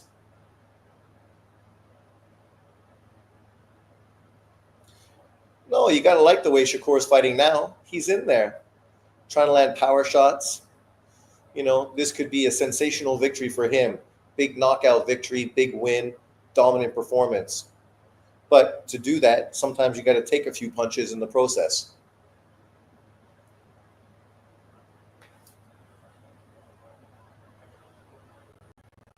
The first round was close, but I thought Shakur edged it. But Zepeda had some moments.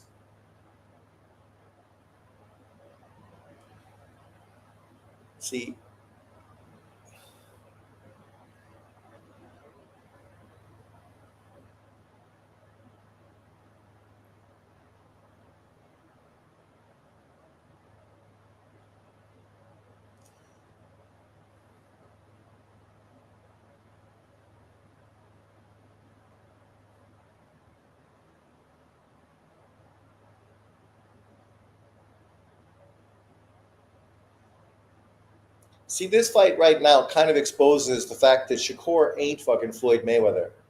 And that's not a bad thing. That's just saying that when Floyd was in fights like this, he looked way more in control, way more dangerous.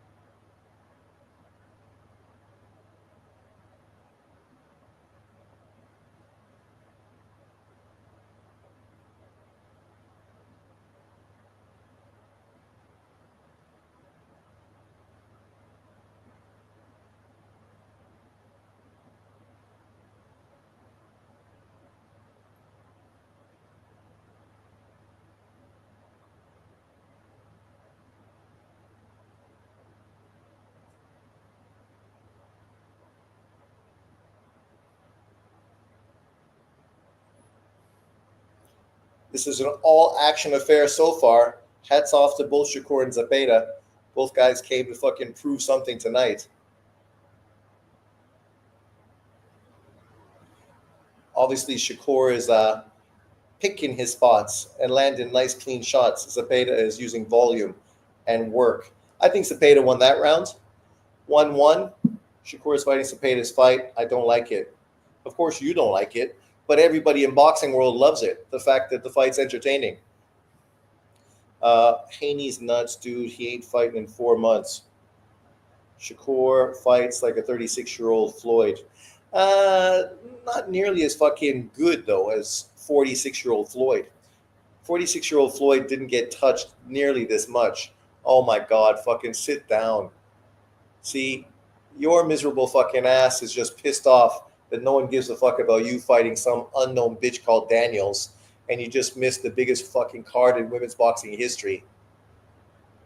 See, you capping for Shakur, that ain't good for Shakur. Actually, it's terrible for him because you're a loudmouth and nobody gives a fuck about what you have to say. Sit down. People trying to watch the fight. Fucking Shields. Shakur is fighting Zepeda's fight. And we love it because so far the fight has been action-packed. But this is how Shakur can get a sensational knockout, right? Counter punches on the inside. If he gets the big knockout, Damon ain't going to say he hates it. He's going to say, yeah, pound for pound, better than a newie, right? We know Damon. We know exactly what you're going to say if it works out as planned.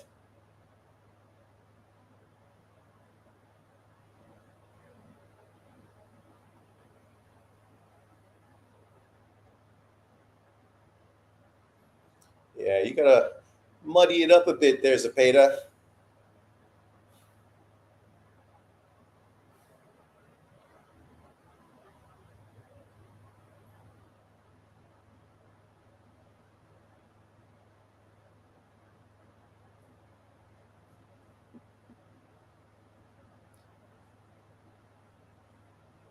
I like Shakur's shorts.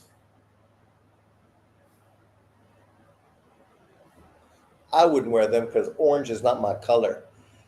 I'm too pink. I would have got them in blue.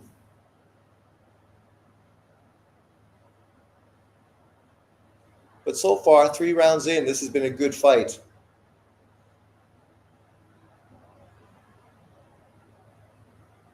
One of the questions we had about Shakur was his toughness, right? We never really saw him get hit too much. Not like we've seen Devin Haney get hit.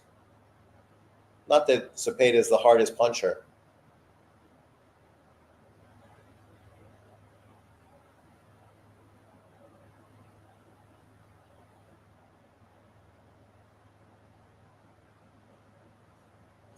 Is Bud Crawford going to fight Canelo like this?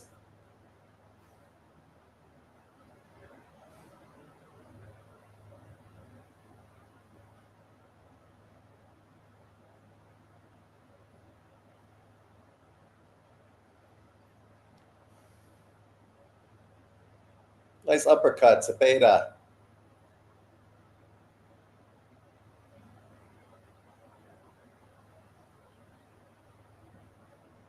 Oh! Was that a real fucking hurt punch? Was he really hurt off that shot? Because if that's the case, then yes, the things we said about his chin might be true. Close your mouth and bite your fucking gum shield, Shakur.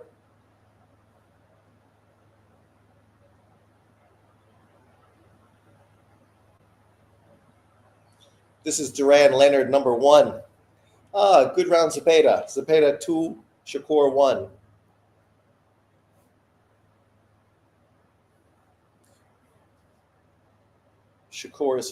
Floyd is more fluid boxer. Shakur is too cautious. True. But Floyd also had long reach, was able to control distance better. Got to save some energy for the later rounds. Don't let Turkey take out your game. What do Papoose find attractive about Clarissa Shields? That guy, he's a beast. Shakur, listen to Turkey, no more Tom and Jerry fights. Shakur ain't fighting his fight. That's true. he's letting all that stuff get into his head, trying to prove something, right? And in the end, that could be the wrong thing to do. Could be the wrong thing to do.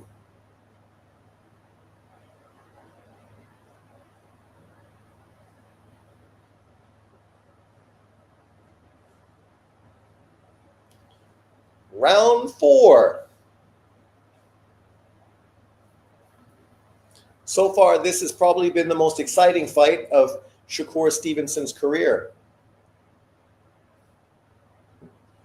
But in saying that, he's down on the card.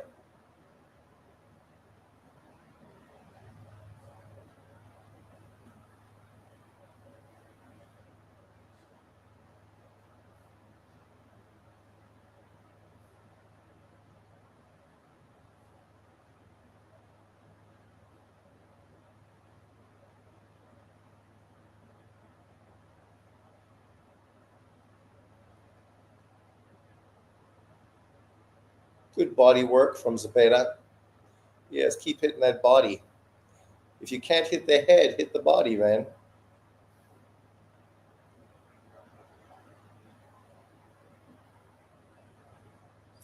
See, Shakur, you can do this, but you're losing rounds standing on the ropes doing this. Maybe he's playing the rope-a-dope, Ali versus Foreman. But the difference is Zepeda's not Foreman. He ain't loading up on shots.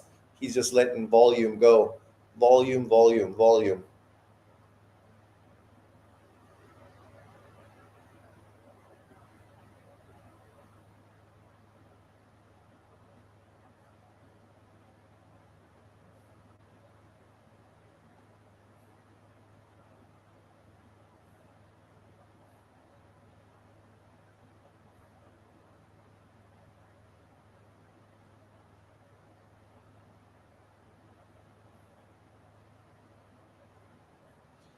I'd be super shocked to see Zapeda win this fight. I know I say volume punchers can always beat a boxer, but I'd still fucking be super shocked and surprised. Because there's levels to this, right? I feel Shakur is obviously levels better than Zapeda.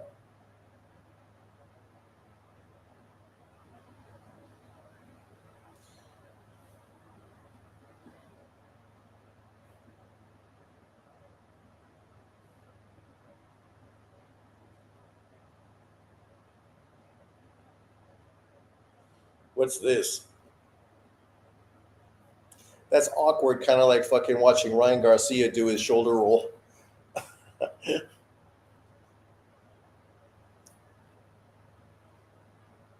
Nice uppercut from Shakur.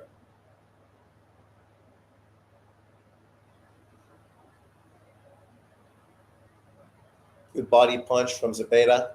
Nice shot to the head.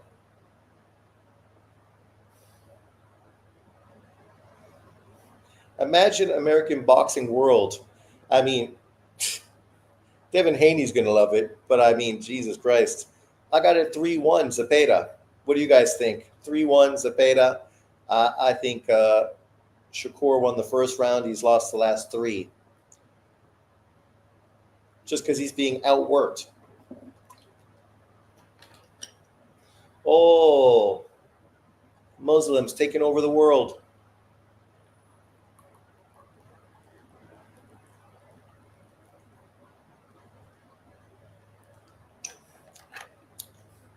I'm kind of hoping Burlanga wins because of the whole global Muslim invasion. Shakur got clipped.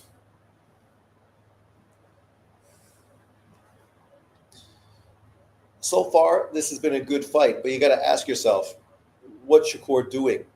Because if you're going to try to fight this aggressive style, you should be more effective than you are right now because you're losing rounds.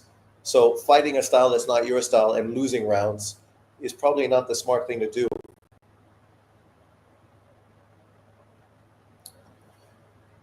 Round 5. I'm sure fucking Coppinger or fucking what's his face probably got Shakur up 3 rounds to 1.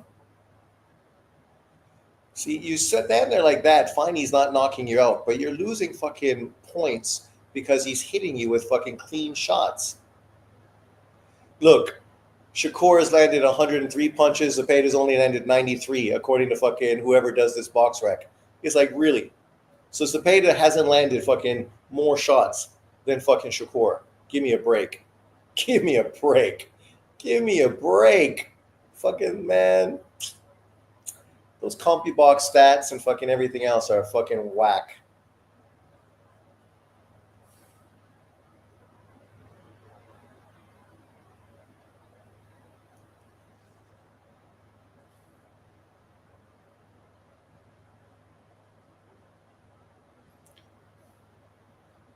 Shakur maybe should be fighting like Katie Taylor.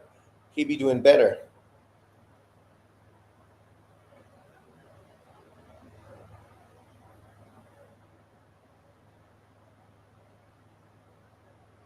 Keep hitting that body, Zapeda.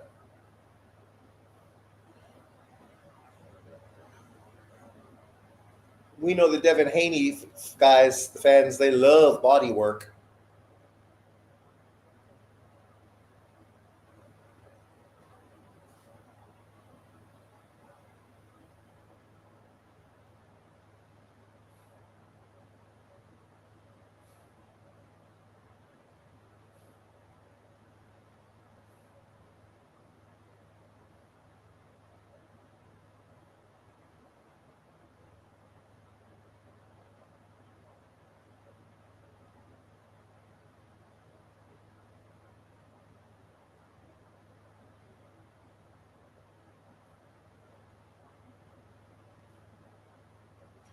Good combination. You got to do that more, Shakur. When you're in range, throw your flurry and fucking get out. That's what you got to do. I've been saying that for you and Devin Haney for fucking years. Get in, get out.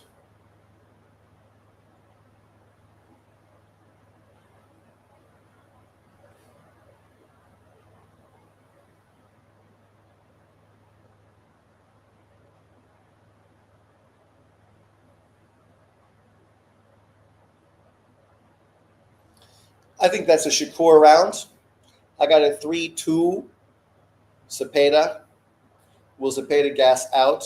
I don't think so. He's not loading up, right? He's just letting his hands go. There's not a lot of big winding up shit with this. These stats are a joke. I think so. Right body shots count for double. The Dream got some of the best body work of this era. One body shot is better than 3 punch combos to the face. Shakur does use his legs. 4-1. Oh, bacon and eggs going hard for Zapeda. Shakur is a stationary fighter. I feel Shakur is more effective that round. Like that.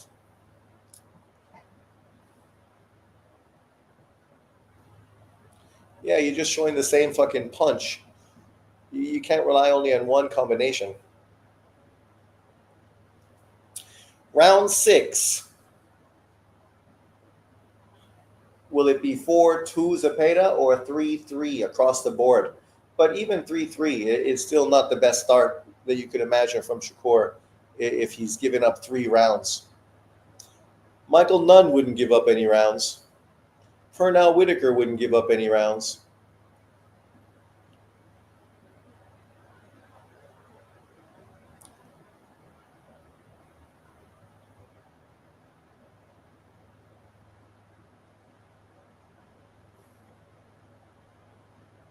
Yeah, keep letting that jab to the body and head, straight punches. Those go right through his fucking, ooh, nice shot from Shakur.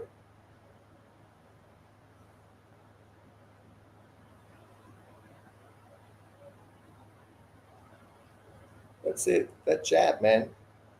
Jab takes you around the world, buddy.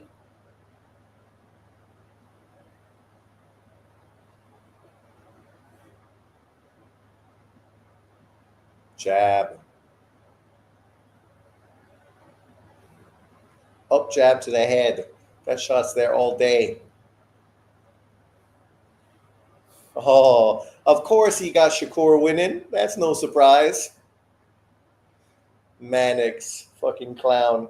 The only person watching this fight that feels that fucking Shakur is up 3-2. Like, who gave Shakur round 2? Fucking nobody.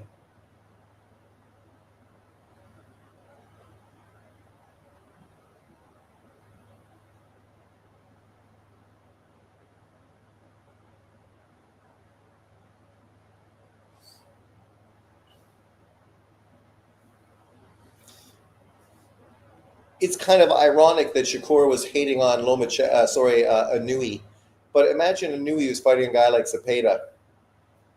How would that fight be turning out right now? Maybe you get knocked down, but then you get up and fucking destroy that guy. So, can Shakur destroy Zapeda? We will wait and see.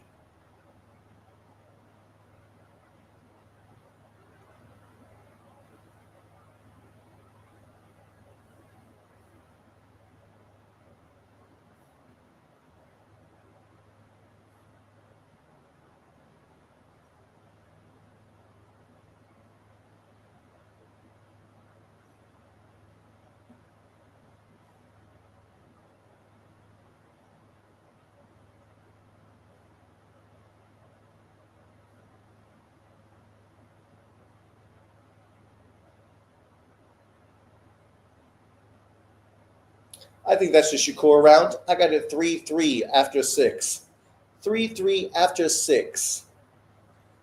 Shakur is starting to land a lot more crisp counter shots right now.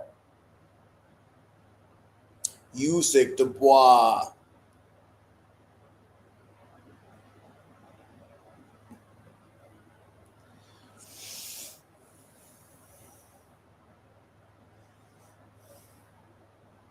Again, Usyk fighting a smaller fighter.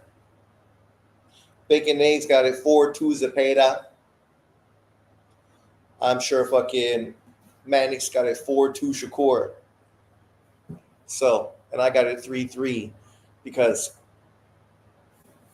I'm a much more fair and honest fucking boxing scorer. Round 7. Now, what can you do different, Zapeda? Now Shakur getting comfortable with what you're bringing. So you got to like do something different.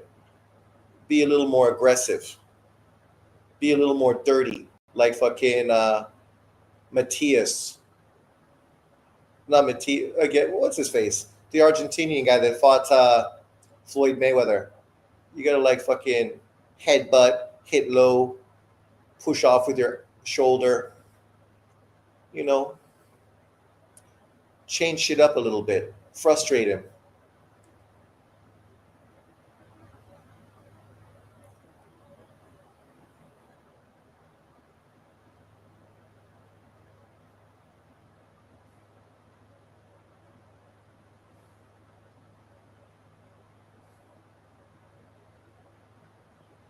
Nice shot.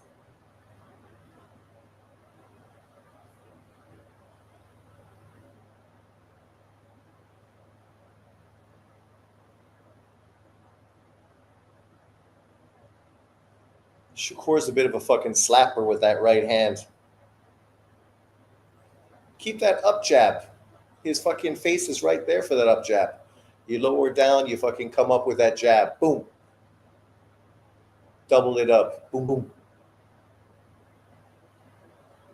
And then come down to the body.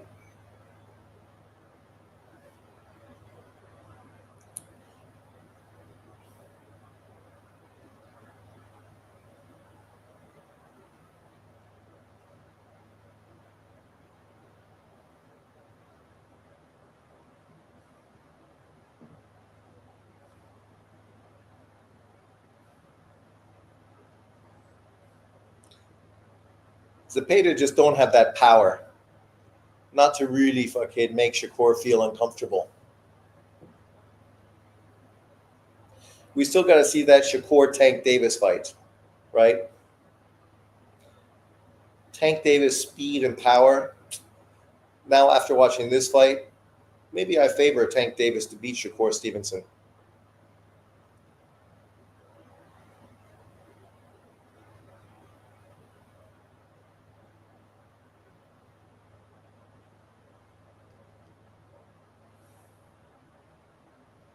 And to be fair, I think if Shakur and Devin Haney fought, maybe I'd lean towards Devin Haney getting the victory. Devin Haney's much bigger, but I also think he's a little more versatile than Shakur is.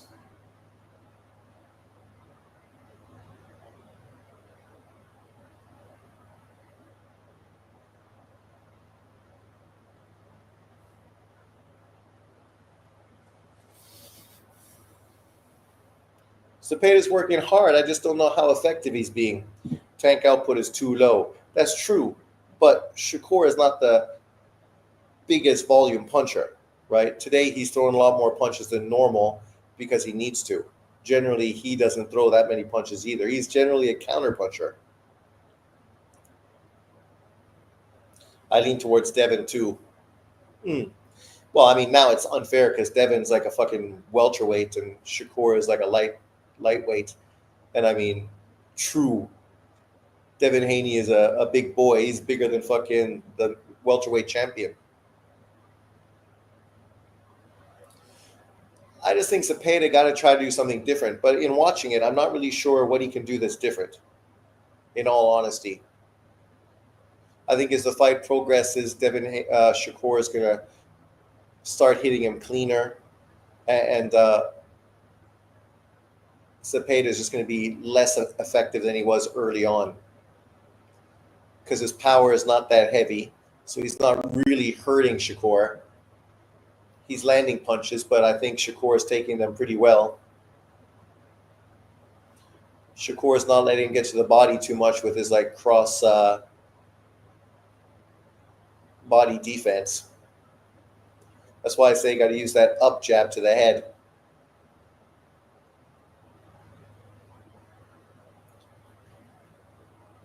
See, now Damon's probably feeling far more confident than he did early on in the fight. See, that's why, Damon, you can't fucking overreact early on.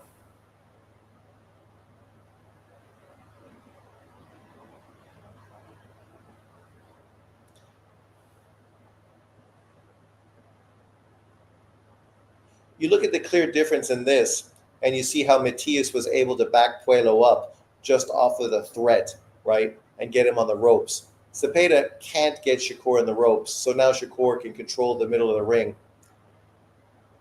If he goes to the ropes, it's because he prefers to be on the ropes to try to counter off of Zepeda's work. But now Zepeda is struggling because he can't move Shakur back.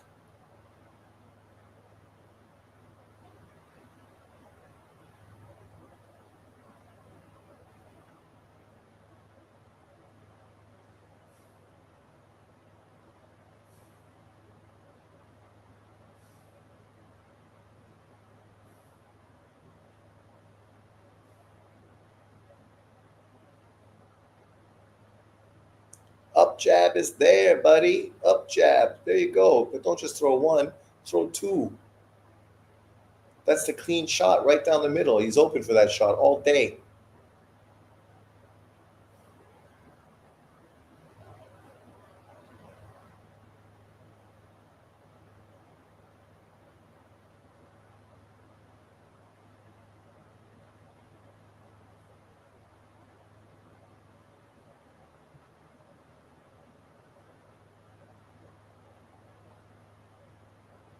Nice combinations. Shakur, nice combination. Zapeda. Now you got him back on the ropes. Now can you make him pay? There you go. Keep using that jab. Now go to the body with it. There. Jab head, jab body. Maybe the left hand will open up later.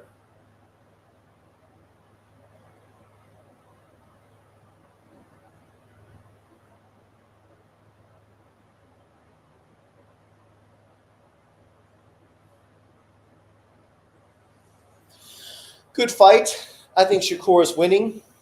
Great assessment, Sean. Zapeda just hustling rounds. 5 and 7 can go either way, in my opinion. Devin is athletic with a busy jab. Shakur is good, but not great. Yeah, I mean,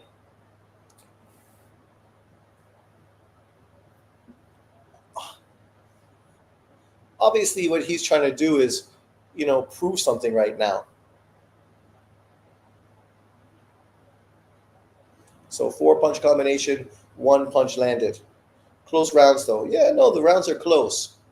But I think Zapeda has ran out of ideas, right?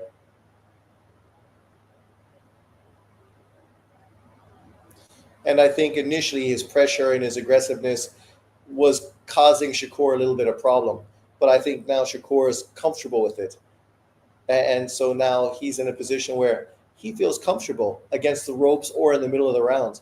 But I don't know if Zepeda feels the same way. His power is not really that effective. He's not able to really land to the body like he would like to.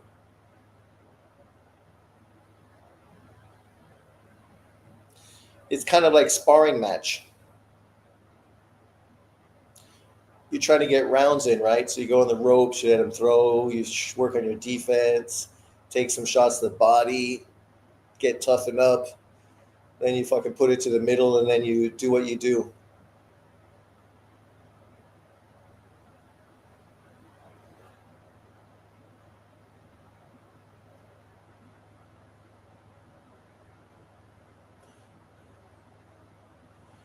I do think Keyshawn Davis beat Shakur Stevenson. And I think Keyshawn fucking stops Zapeda earlier than we are now in round 9.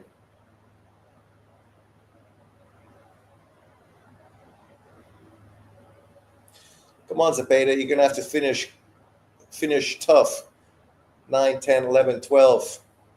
Don't let fucking the judges have a reason to fucking score it for as a Shakur. You got to like make his head move. Make it look like you're being effective. Effective aggressiveness. Come on, let's do it.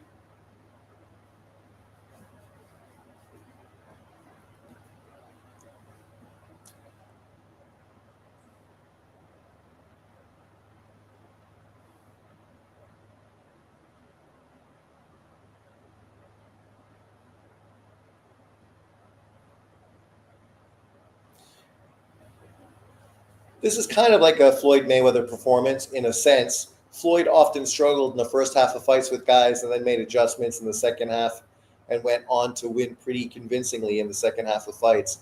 It's kind of what's going on now with Shakur. Zepeda's still game, he's still active, he's still in the fight, but I don't think he's being very effective.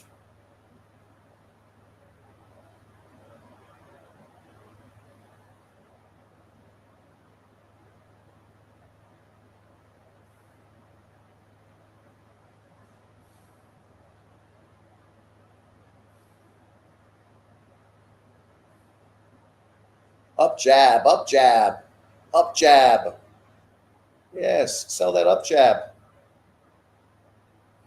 Why you don't fucking commit to it?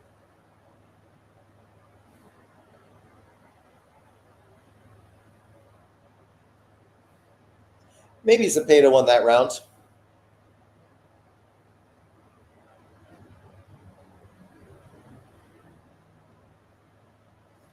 Yeah, well, that's the thing, right?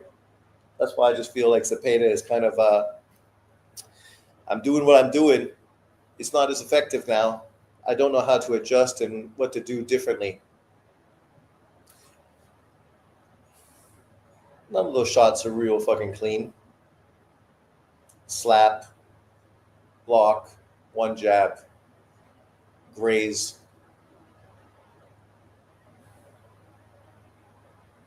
One good shot. Nice one.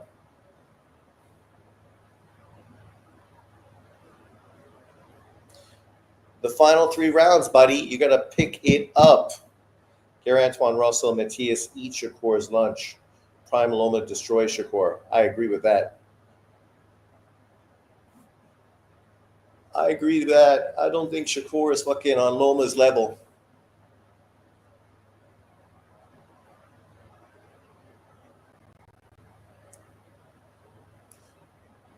Jab to the body, Zepeda.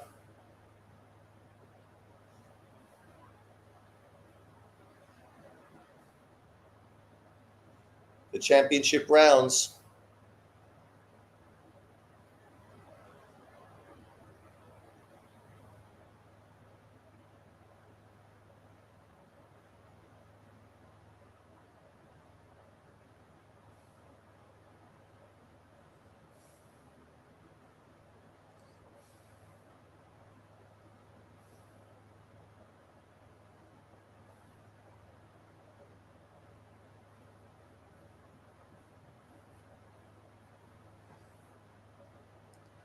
I gave Zepeda 4 rounds, 3 in the first half, 1 so far in the second half.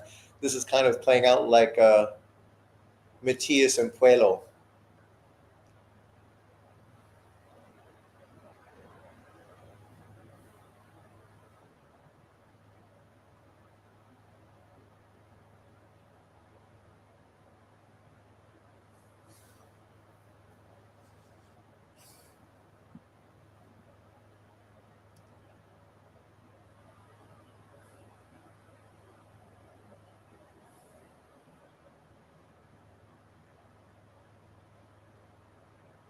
Double up that jab. Now he's moving.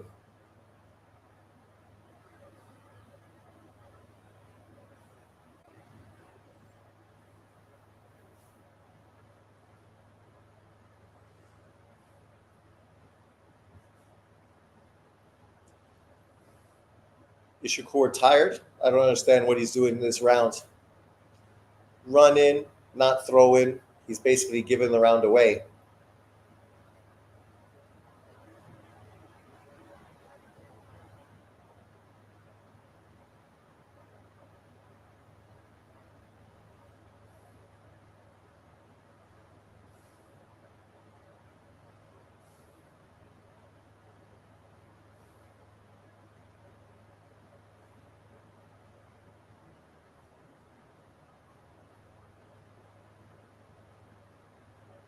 Zapeda don't look physically very strong.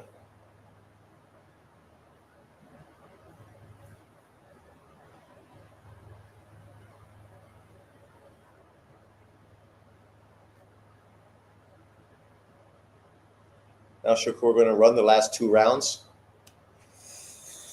So you can't finish him, so you're going to fucking revert back to fucking what you did your whole career. Mate, I couldn't score it because the stream fucked up. Had to refresh. This is actually a good Shakur fight. Zapeda landed more, but Shakur landed cleaner punches. Yeah, so far that's pretty much the truth. I might want to give Zapeda that last round because Shakur started reverting back to running and not really fucking doing what he'd been effective doing early on. So in that case, what do I have it? 5-5 after fucking 10 rounds, going into the championship rounds. I'm sure that what's his face probably has it like fucking 8-2 for Shakur Mannix because Mannix is fucking terrible. Round 11.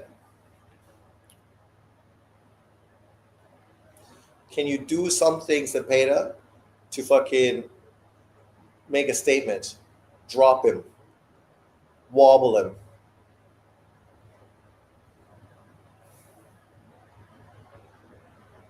Shakur going to hold and run the last 2 rounds. He might throw the fight away. Right? Based on how scorecards have been today, I don't think you want to throw away the last 2 rounds because he definitely hasn't been that dominant in this fight.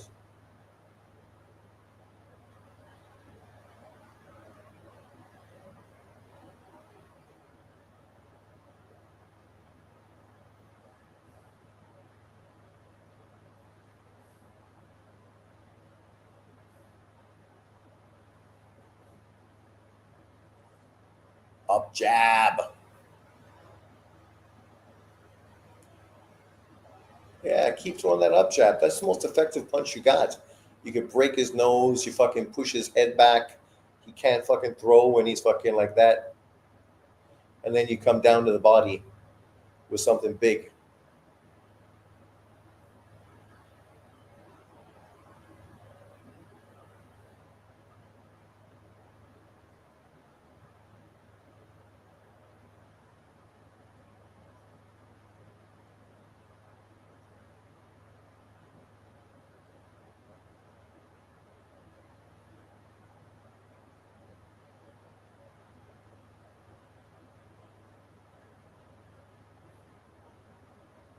Nice uppercut, Shakur.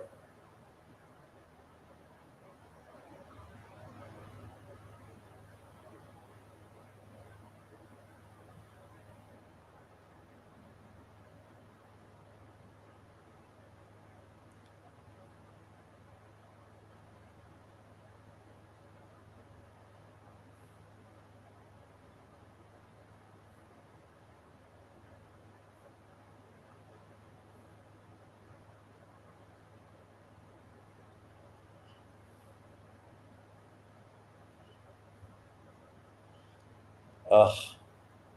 Just as you had a great fight today, then you fucking run just for the point of running.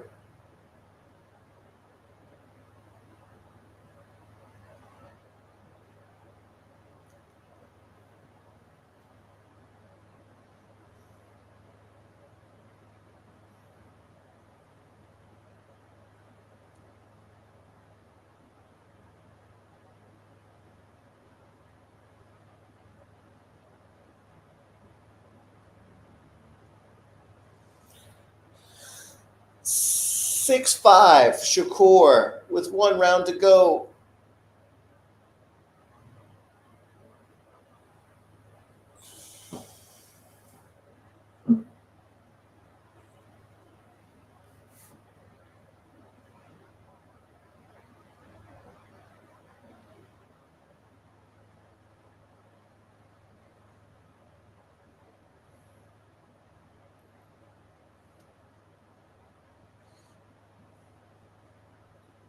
It's been a good fight, but it definitely brings up questions about Shakur, right? He don't really have much power.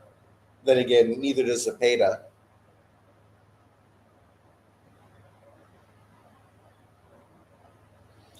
What's he going to do when he fights a real elite fighter? Because nobody felt that Zapeda was really elite.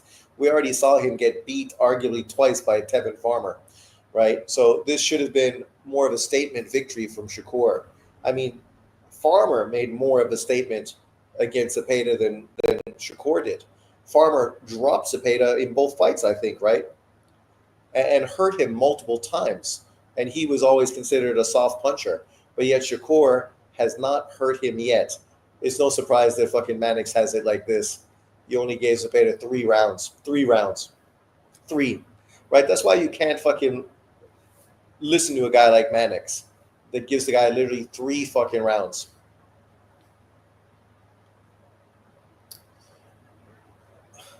So you're looking for reasons to give Shakur every benefit of the doubt, and you're giving fucking Zapeda nothing.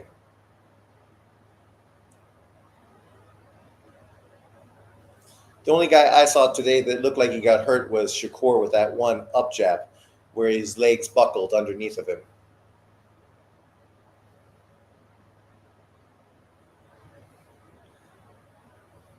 But this brings the question. Shakur literally was hating on Inui.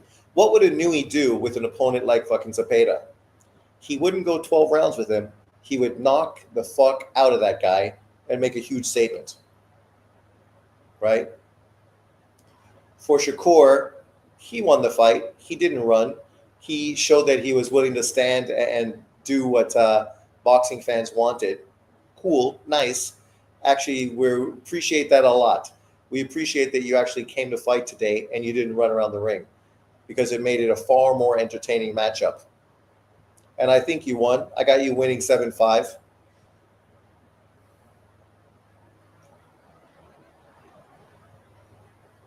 But I think at this point, people might fucking favor Floyd Schofield to fucking destroy fucking Shakur. Abdullah Mason, I think you could say would beat fucking Shakur. Tank Davis, I would pick Tank Davis right now to beat Shakur. I wouldn't have said that a while ago, but now I would. Agree to disagree, that's fine.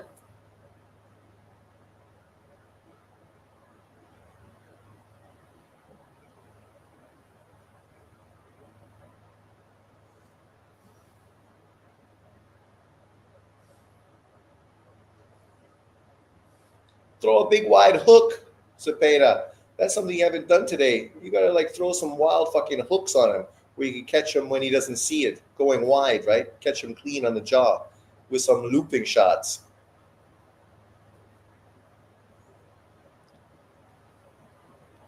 Fight's over.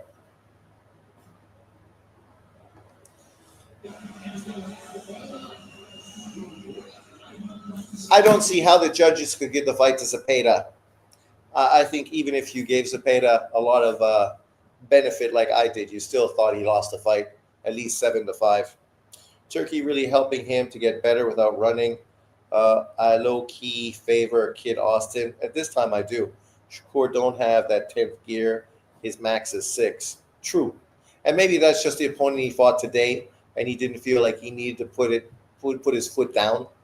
But that's part of why people think you're boring, right?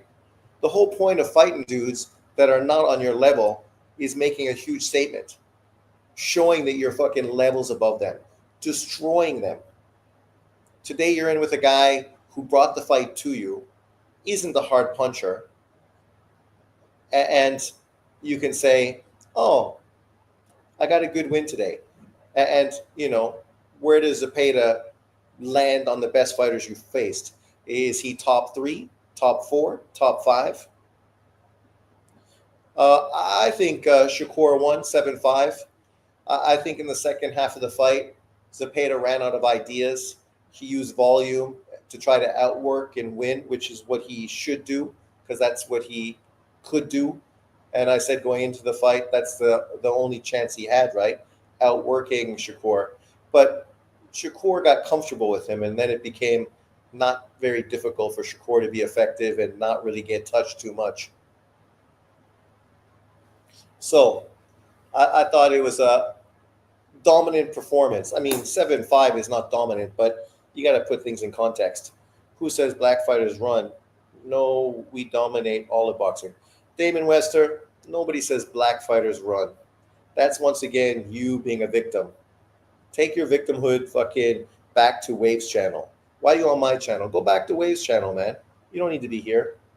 Zapeda is a perfect showcase opponent. Exactly. We say Shakur run. And historically, Shakur does run. In this fight, he didn't. So we give him props for that. But nobody said black people run. There are black fighters that run. Yes. Just like fucking there's white fighters that run, Latin fighters that run, fucking Asian fighters that run. Right? You guys always playing this victimhood mentality because guys that run get criticized for being boring. Yeah, they're boring. Shakur today is getting more praise because he didn't fight boring. See what happens when you don't fight boring? People appreciate your performance more. Maybe he could have went in there and won it 10-2 by running, but he would have got booed. Would have got booed. People wouldn't appreciate it. They'd boo him. First score, 118 to 110. Wow. Mike Fitzgerald, 118 to 110. Kevin Morgan has it 119 109. Oh my God. Those cards are crazy.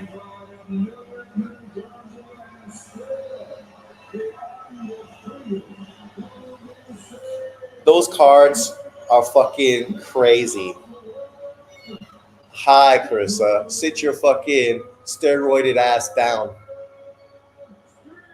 Those scorecards are crazy. You gave Zapeda no credit at all. None.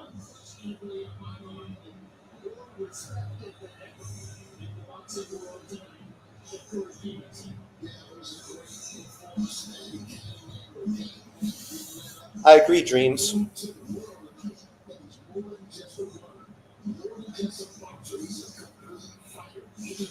2 rounds they gave Zapeda. Like,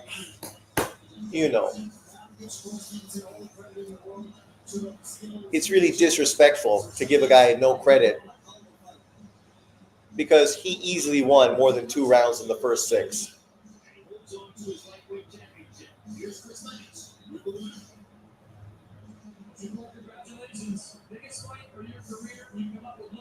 Is that the biggest fight of his career? I came here to prove a point. It wasn't the performance I was looking for because I came here trying to prove a point I was trying to fight. So I took more punishment than usual. But at the end of the day, I told y'all, whatever it takes to get the job done, I got dog in me. I'm not no puppy. I'm not no poodle. I'm a tough guy, so I got dog in me. I fought. You heard a lot over the last week or so about running, about punch output. What point do you think you proved tonight? I proved it on the dog. That was one of the toughest fighters at 135 pounds. I want a lot of people to get in the ring with him and see how tough he is. So he came in, pushed me to another level. You took the most punishment, at least the most punches landed you had in your professional career. What adjustments? How deep did you have to dig tonight? I had to go in my bag. He just kept coming. He tried to pin me against the rope, so I had to switch him up and not sit against the ropes too long. So I sit there, I timed it for like 5 to 10 seconds, and that's what we did. You took control of this fight in the second half. I thought you dominated really from the fourth round on. What were those adjustments that you made in the second half of the fight? Once again, I had to stay off the ropes, make my punches, and make sure I come out victorious. Zapeda's a tough guy.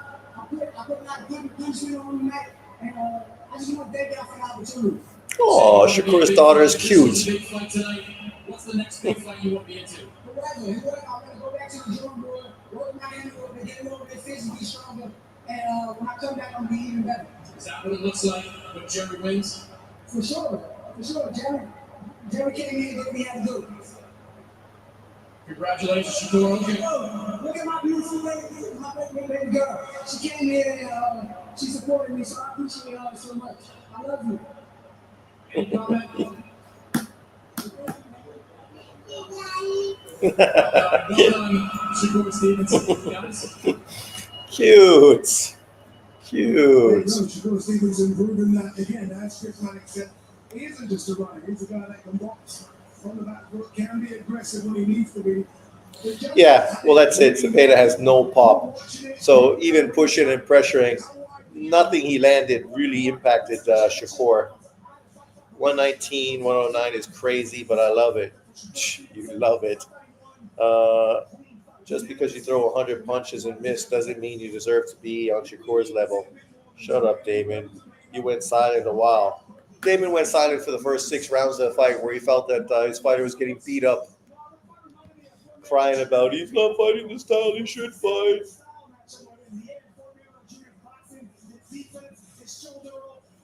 Well, that's what I say. It was like Shakur's was like a Floyd performance. Obviously not as good as Floyd, but the first 6 was a little difficult. After that, he knew what was coming back at him, and he took advantage. That's why I had Zepeda winning 1 round in the back 9, 3 in the front, maybe 2 in the back if you give him round 12. Good win for Shakur. Good win. But now we still look at his resume. He still only beat 3 world champions. Like, this win would have been more significant if they would have pushed fucking this guy to face the Ukrainian for the WBO title. Then you could have had him fighting a world champion unification fight against your 4th world champion. But they didn't do that. So unfortunately, you beat a contender and a guy that looks like he's never going to be a champion, right? I could be wrong. Maybe Zapeda will be a champion sometime, but he ain't moving to 140 because he's not that big. He don't hit that hard. Shakur is off the track team. Well, he's not off the track team. He's just changing events, right? He's no longer fucking a long distance runner. Now he's changed to a completely different fucking event, and that's good. Shakur did his thing. Yes, he did. Just as I predicted, there's levels to this shit, and I never thought that fucking Zapeda was on that level. But Zapeda tried. He tried hard. But let's be fair. Who had the more impressive performances against Zapeda? I know if you look at the stats, it looks like Shakur, but Shakur wasn't nearly as dominant against Zapeda as Tevin Farmer was. Tevin Farmer literally fucking hurt Zapeda, dropped Zapeda on multiple occasions. Shakur went in there and he couldn't hurt him, couldn't drop him, couldn't really make the statement that he would have loved to have made. Because he's a little disappointed he wasn't able to go in there and stop him. No one had Zapeda winning this fight. Well, nobody was predicting Zapeda to win, especially after those 2 Tevin Farmer fights, right? I mean, after those performances, it's hard to say, this guy's going to win. Hard recoil, pound for pound number 2. Who, Shakur? Please. No fucking chance. I mean, is he even breaking the top 10 based on beating William Zepeda? I easily can put him over fucking David Benavidez because Benavidez done nothing. So I would totally put Shakur over him. But over Kenshiro Taraji? No. Over Junto Nakatani? No. Over Bam Rodriguez? No. Over Tank Davis? No. I can't put him over Tank Davis at this point. Not over Canelo. And definitely not over fucking Bivol, Inouye, Floyd, Crawford, and Usyk, right? But you could put him at number 10. Both had good performances. My favorite Shakur performance so far. My favorite Shakur performance was against the Japanese fighter. That's his best. Go back, watch that performance. He looked sensational in that performance. And that's his first fight moving to 135. And I thought, man, Shakur looks fucking like a dominant pound-for-pound fighter. He looked like the man. Fury, Plant, Pauly, Sonny Edwards, all great masterclass boxers. All boring as fuck. Nobody wants to watch any of those fucking guys fight. Good performance by Shakur. People don't like boring fucking boxers. Even people giving fucking Katie Taylor shtick yesterday. But yet, Katie Taylor, it's not her fault that Amanda Serrano tried to outbox her. It's kind of like when Canelo Alvarez tried to outbox Floyd Mayweather. That was just a stupid fucking thing to do. It made no sense to do that. He should have tried to fight like Zapeda against Floyd. Machado, pure boxing, not running. Well, that was now, not running. And that's why we can appreciate it. But all the people he mentioned, Fury, Plant, Pauly, Sonny Edwards, boring runners. Let me be back in a minute before these guys get announced.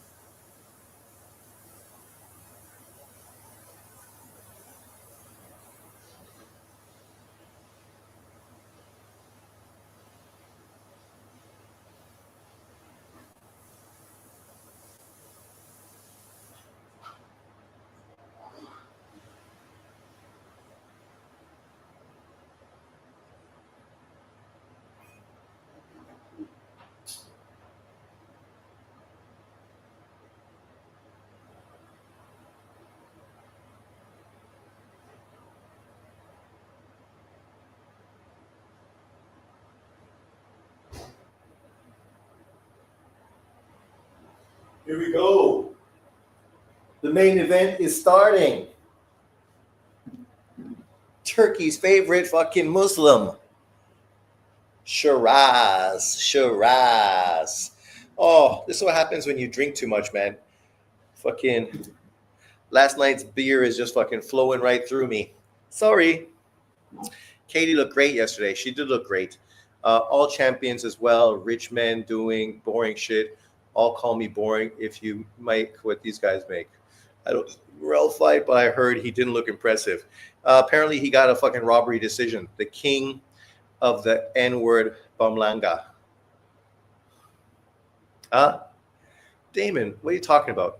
Hopefully Burlanga wins so they won't put Canelo against Shiraz. I agree. He came on late to pull it off, but he was dropped in the first. I don't know what I think Shiraz might win. I think Shiraz getting KO'd. I don't know about your predictions, people, but so far I'm 3 for 3. 3 for 3.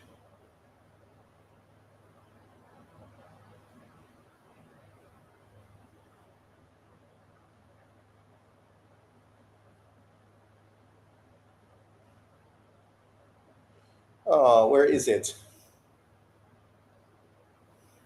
So, Stevenson by split decision, Burlanga by 4th round KO, Matias by 6th round KO, Morell by 8th.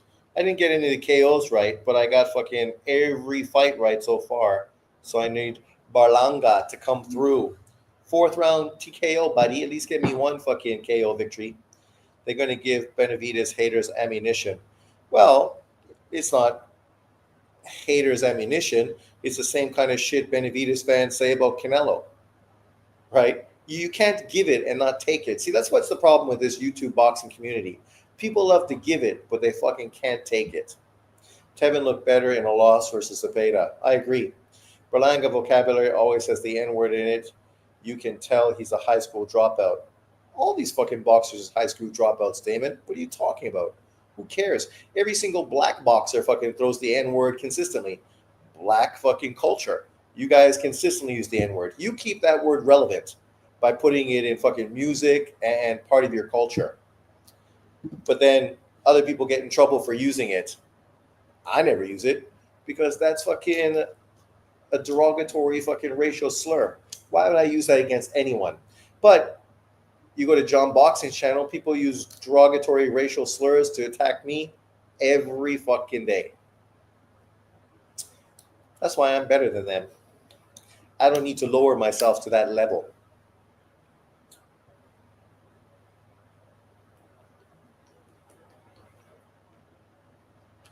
I hope Burlanga wins, and then we could get Burlanga against Iglesias, Pacheco, right? Obviously, Caleb Plant is out of the fucking running right now, but, you know, someone.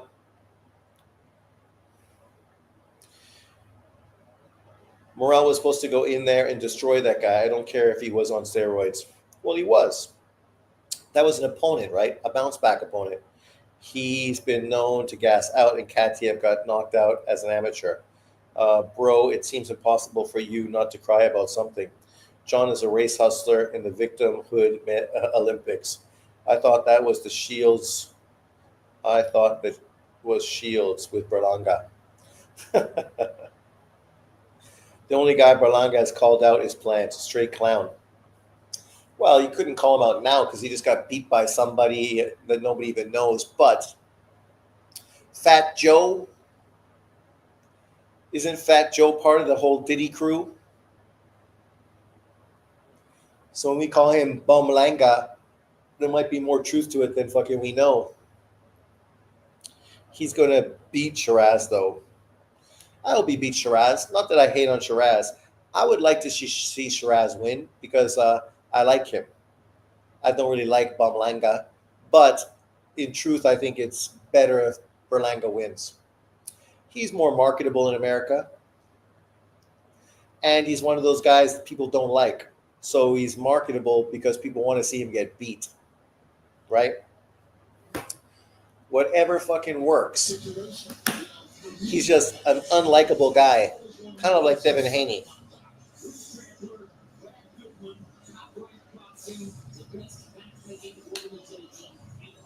Of course, it's a bad look for fucking Canelo. Just like David Morell fucking losing today was a bad look for fucking Benavidez.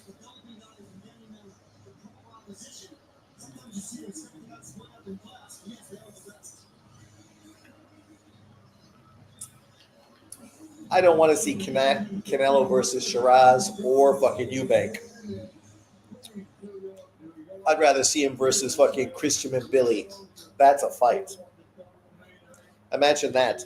Mbili, Canelo, fire.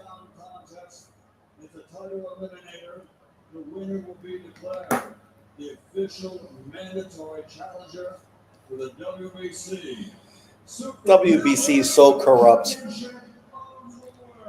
Like, how does Burlanga, beating a 168-pound fighter, earn him another shot with Canelo?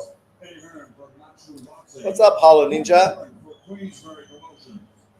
Next week we have War After War. Good to see you surviving the peak summer heat, Sean. By the way, Terence Crawford whooping that behind in September. Could be. I'm not hating on Bud Crawford. I said I could totally see him beating Canelo. Yes, Burlanga got superstar appeal, but no talent. That's true. Haven't seen him.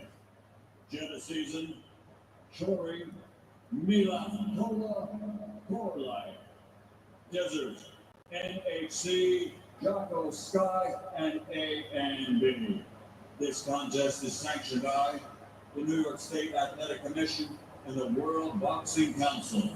The three judges scoring from ringside. Right now that I look at Shiraz, I just think even more confidently that Burlanga is going to beat him. And Benoit Roussel, and your referee in charge of the action, world champion veteran David Fields. David So Fields. now, the officials are in place and they are ready. The fighters Look at that shirt. in the ring, and they are ready. Tacky, So buddy. for the thousands in attendance and the millions watching Around the world. Ladies and gentlemen, let's get I got Burlanga by KO.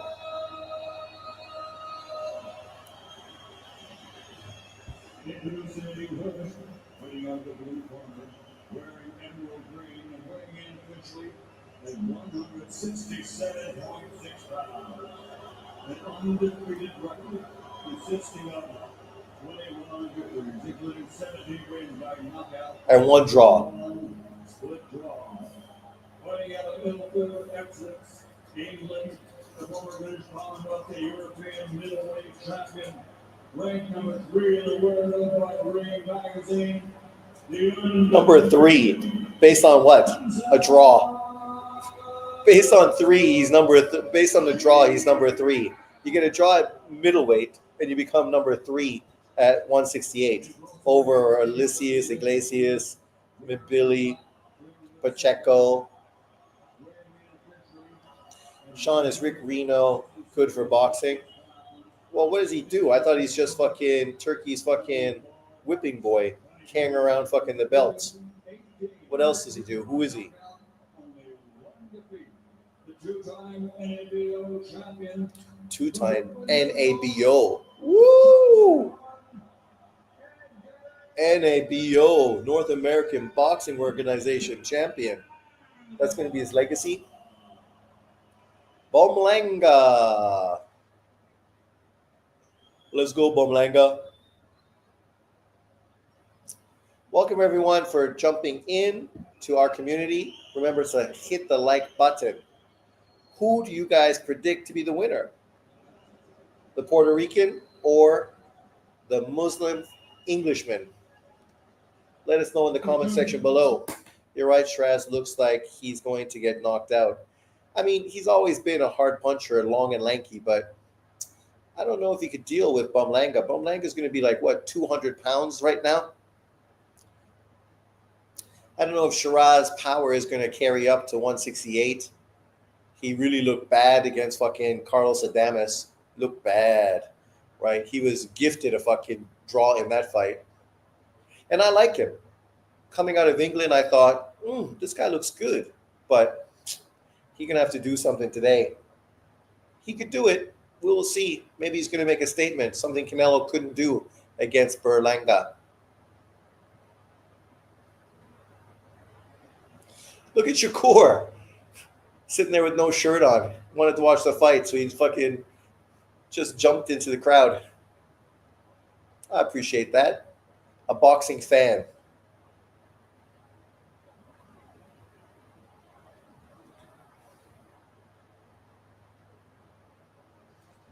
And I think it's good that he's got Bud Crawford with him, right? Just the voice of experience.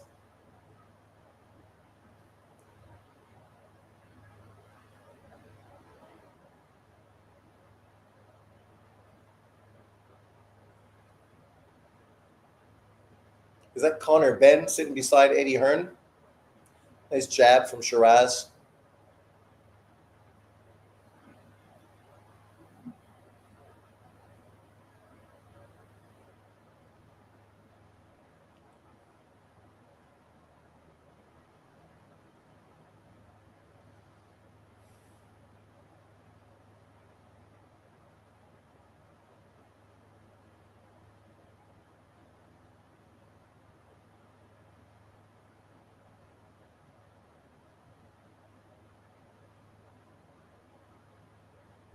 Nice jab.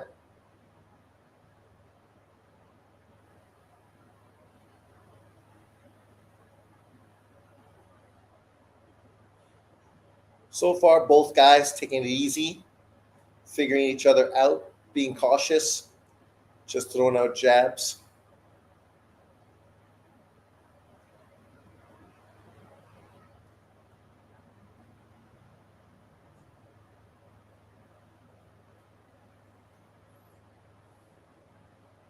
Big shots thrown.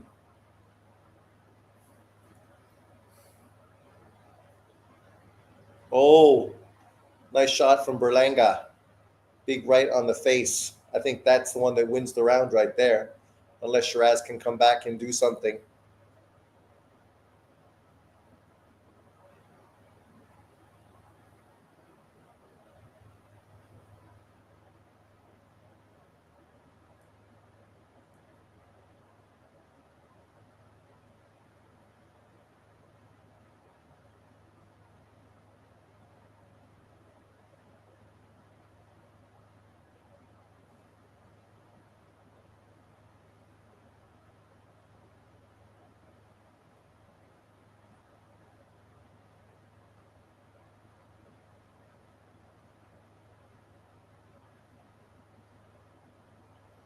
I think Burlanga won that round. That big right hand, a couple of jabs each. He landed a good, clean right hand. To be fair, Shiraz took the punch well. So that was my biggest issue with him. How's he going to take the power at this weight class? Uh, I think Shiraz, because Burlanga can only stop Walmart cashiers. Who is Burlanga beat?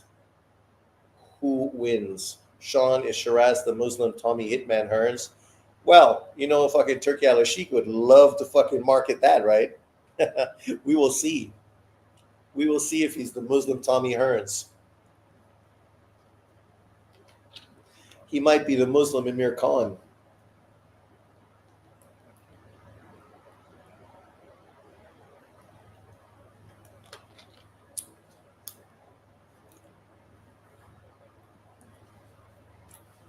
Round 2. I'm just happy that Turkey is put on this card that I get to enjoy today. And obviously MVP put on a great card yesterday.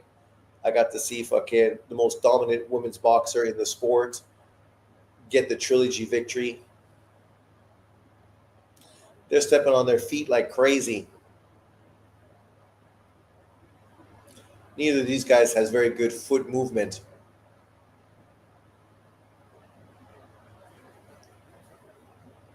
Gotta put your foot on the outside, Burlanga. Not on the inside. There you go. That's why you're tripping over his feet. Jab that body, buddy. So you look at the skill level between these two guys compared to Zepeda and Shakur. Zapeda and Shakur, both better fighters than these two guys.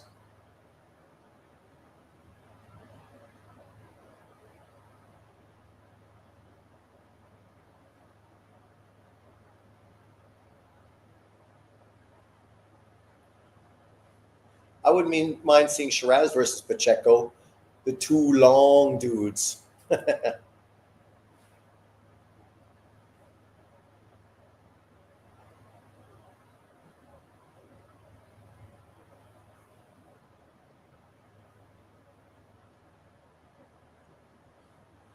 Burlanga looks like Amanda Serrano, short on everything. Nice counter left hand from Shiraz.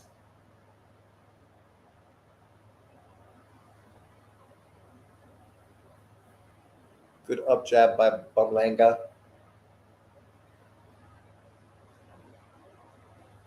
You're in there with the jab. Throw more. Don't back out. You land the jab, duck, throw hook to the body, move to the side. Like, what's the point of landing a jab if you jump right back out?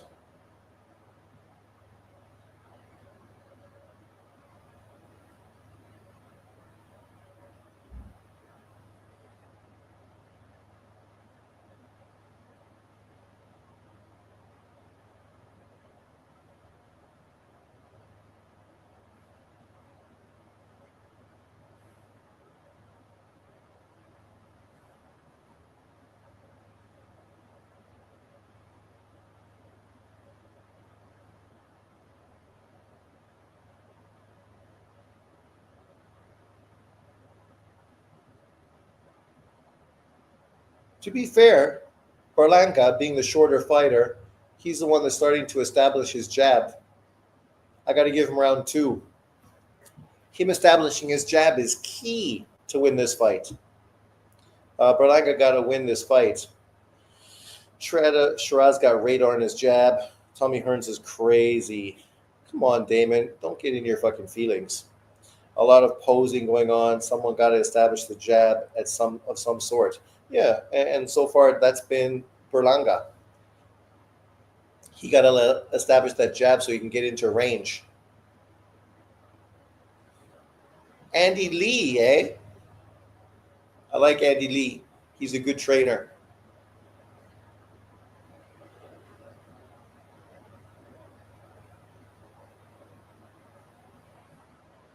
Oh, PSG is going to win easily. PSG is good. The only team as good as them is Liverpool. That's it. A lot of posing. Sounds like Damon and John going to the beach. There's two jabs from Burlanga, establishing his jab.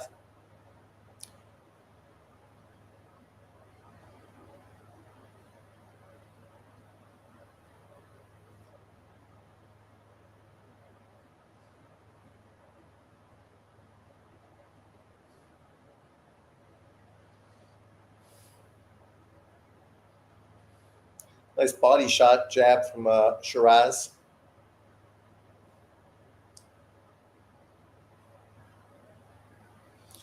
Nobody's really been able to get into range to land any power shots yet.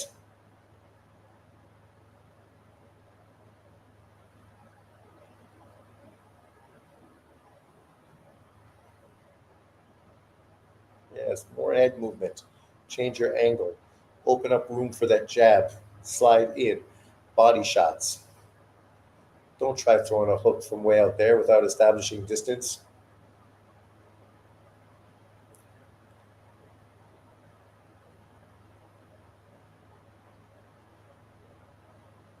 Shiraz is much better boxer overall. Keeps a tight guard, counters very well without fucking getting too loopy or too wild on his shots. Not like Burlanga.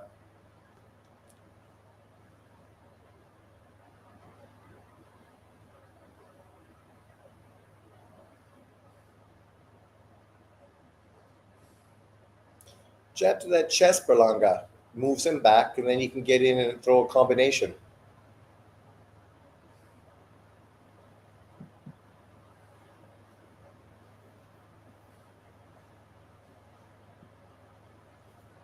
Right there, throw. You're in range. How are you being muscled by fucking the skinny motherfucker? Come on, dude. Those are all gym muscles. Nothing to them. Gym muscles.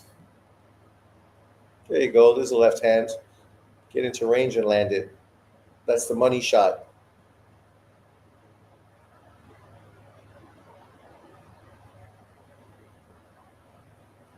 Fucking Burlanga. Blinking.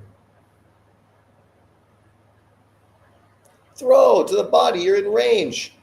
Open up. Oh, nice uppercut, Shiraz. Yeah, this fight's starting to fucking work out perfectly for Shiraz. Burlanga's getting wild and Shiraz is getting active. Now you got him against the rope, so you're gonna fucking land something. And then of course fucking Burlanga cheating, throwing fucking late. Thank you, Hollow Ninja. Terrence Crawford said he'll go down to fight the Boogeyman at 154. 4-time undisputed coming. Tim Tszyu Funduro 2 got me hyped, man. First fight was a war. Hey, Eubank. Man, that whole card is garbage. We didn't need to see Tim Tszyu fight Funduro. We already saw Tim Tszyu got murdered by fucking, hey, Big Bang Chang. We already saw Tim Tszyu get destroyed. She's got bad skin. Sweet ass, bad skin.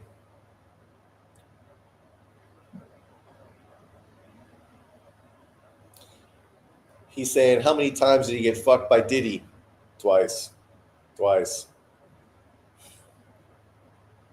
But, yeah, round 4. This is my prediction round. Come on, Burlanga. One big left hand. All you got to do to make my dreams come true. There you go. That's how you come out. Throwing something.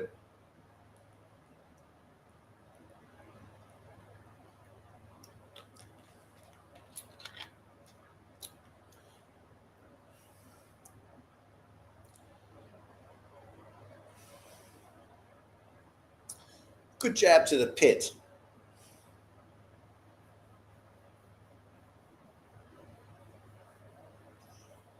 I think the longer this fight goes, the worse it's going to be for Burlanga.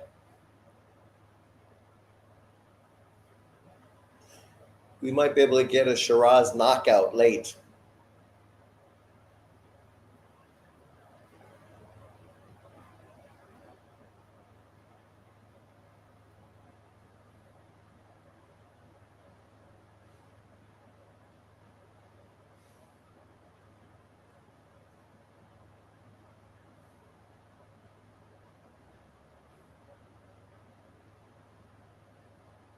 Nice uppercut. Nice right hand. Shiraz starting to fucking get in there. Ow. Sorry.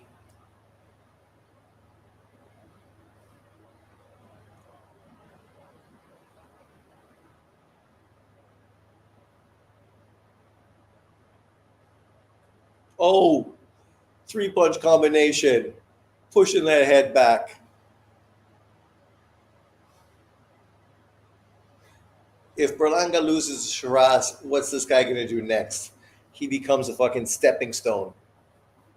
Stepping stone. To be fair, this might be the prediction I get wrong, but I won't be too sad if it's true.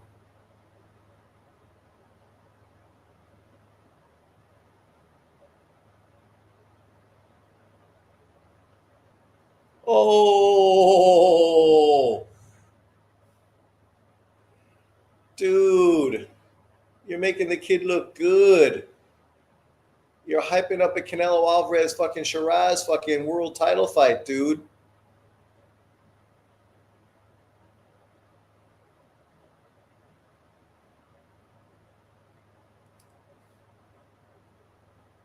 Oh, destruction. My 4th round prediction was wrong. I should have went Shiraz 4th round fucking TKO.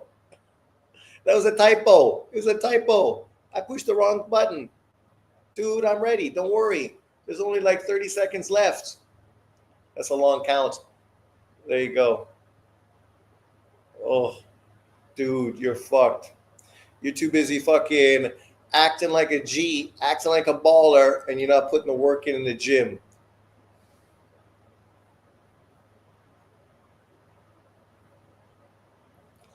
Destruction. Bud gains nothing, going back to 154. Sean, are you that much of a Canelo Glazer that you're going for Burlanga? See, Damon, I don't even know what that means. So you want to see Canelo fight Shiraz, who up until today's fight, you didn't have anything good to say, but now you're going to fucking glaze him because you're such a fucking Canelo hater. No, I fucking want Canelo to fight legit proven fighters at 168 pounds. Not guys that arguably just got beat at 160 pounds. You can't feel bad for Burlanga. He brings it up. Let's go, Shiraz. Get that Canelo bum opponent out of there. You say that, but then you're going to fucking shit on Canelo when he fights fucking Shiraz. So how does that make any sense? You're going to say, who's Canelo? Oh, that's a fucking dominant performance from Shiraz. That's what the fucking guy that I thought was a great fighter. I don't know where that was in the fucking Carlos Adames fight, because you did not look dangerous in that fight at all. And as far as you, Burlanga, good. We don't need to see a Canelo 2 fight, because nobody wants that fight. Nobody wanted Canelo Burlanga 2. Nobody. This bum went 12 rounds with Canelo. Shows you how much a bum Canelo is. Look at Damon, right? What a clown. Shiraz should be docked at a point for hitting Burlanga when he was on the ground. Never mind. Burlanga's done. I said, I like Andy Lee as a trainer. He's a good trainer. I was really surprised by how bad Shiraz looked against Adames. And even going into that fight, I said, he may not be able to make weight comfortably anymore.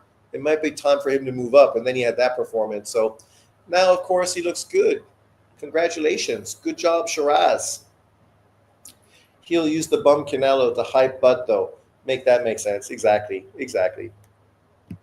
Like, you could fucking say whatever you want to Canelo Alvarez. He's got the best resume in boxing. He's the face of the sport. The dude's getting paid tens of millions of dollars every fight. So it's funny because you're just capping guys getting paid big money and how, you respect them. And then you come out and fucking show you're just a fucking hater. You just upset that Canelo don't look like you. Because if he looked like you, you'd be glazing him like you glaze everyone else. I ain't glazing fucking Canelo. I never even talked about Canelo. You bringing him up. Canelo's a fraud. A fraud. Yeah, okay. Canelo haters will be insufferable. Man, Canelo's resume aging bad again.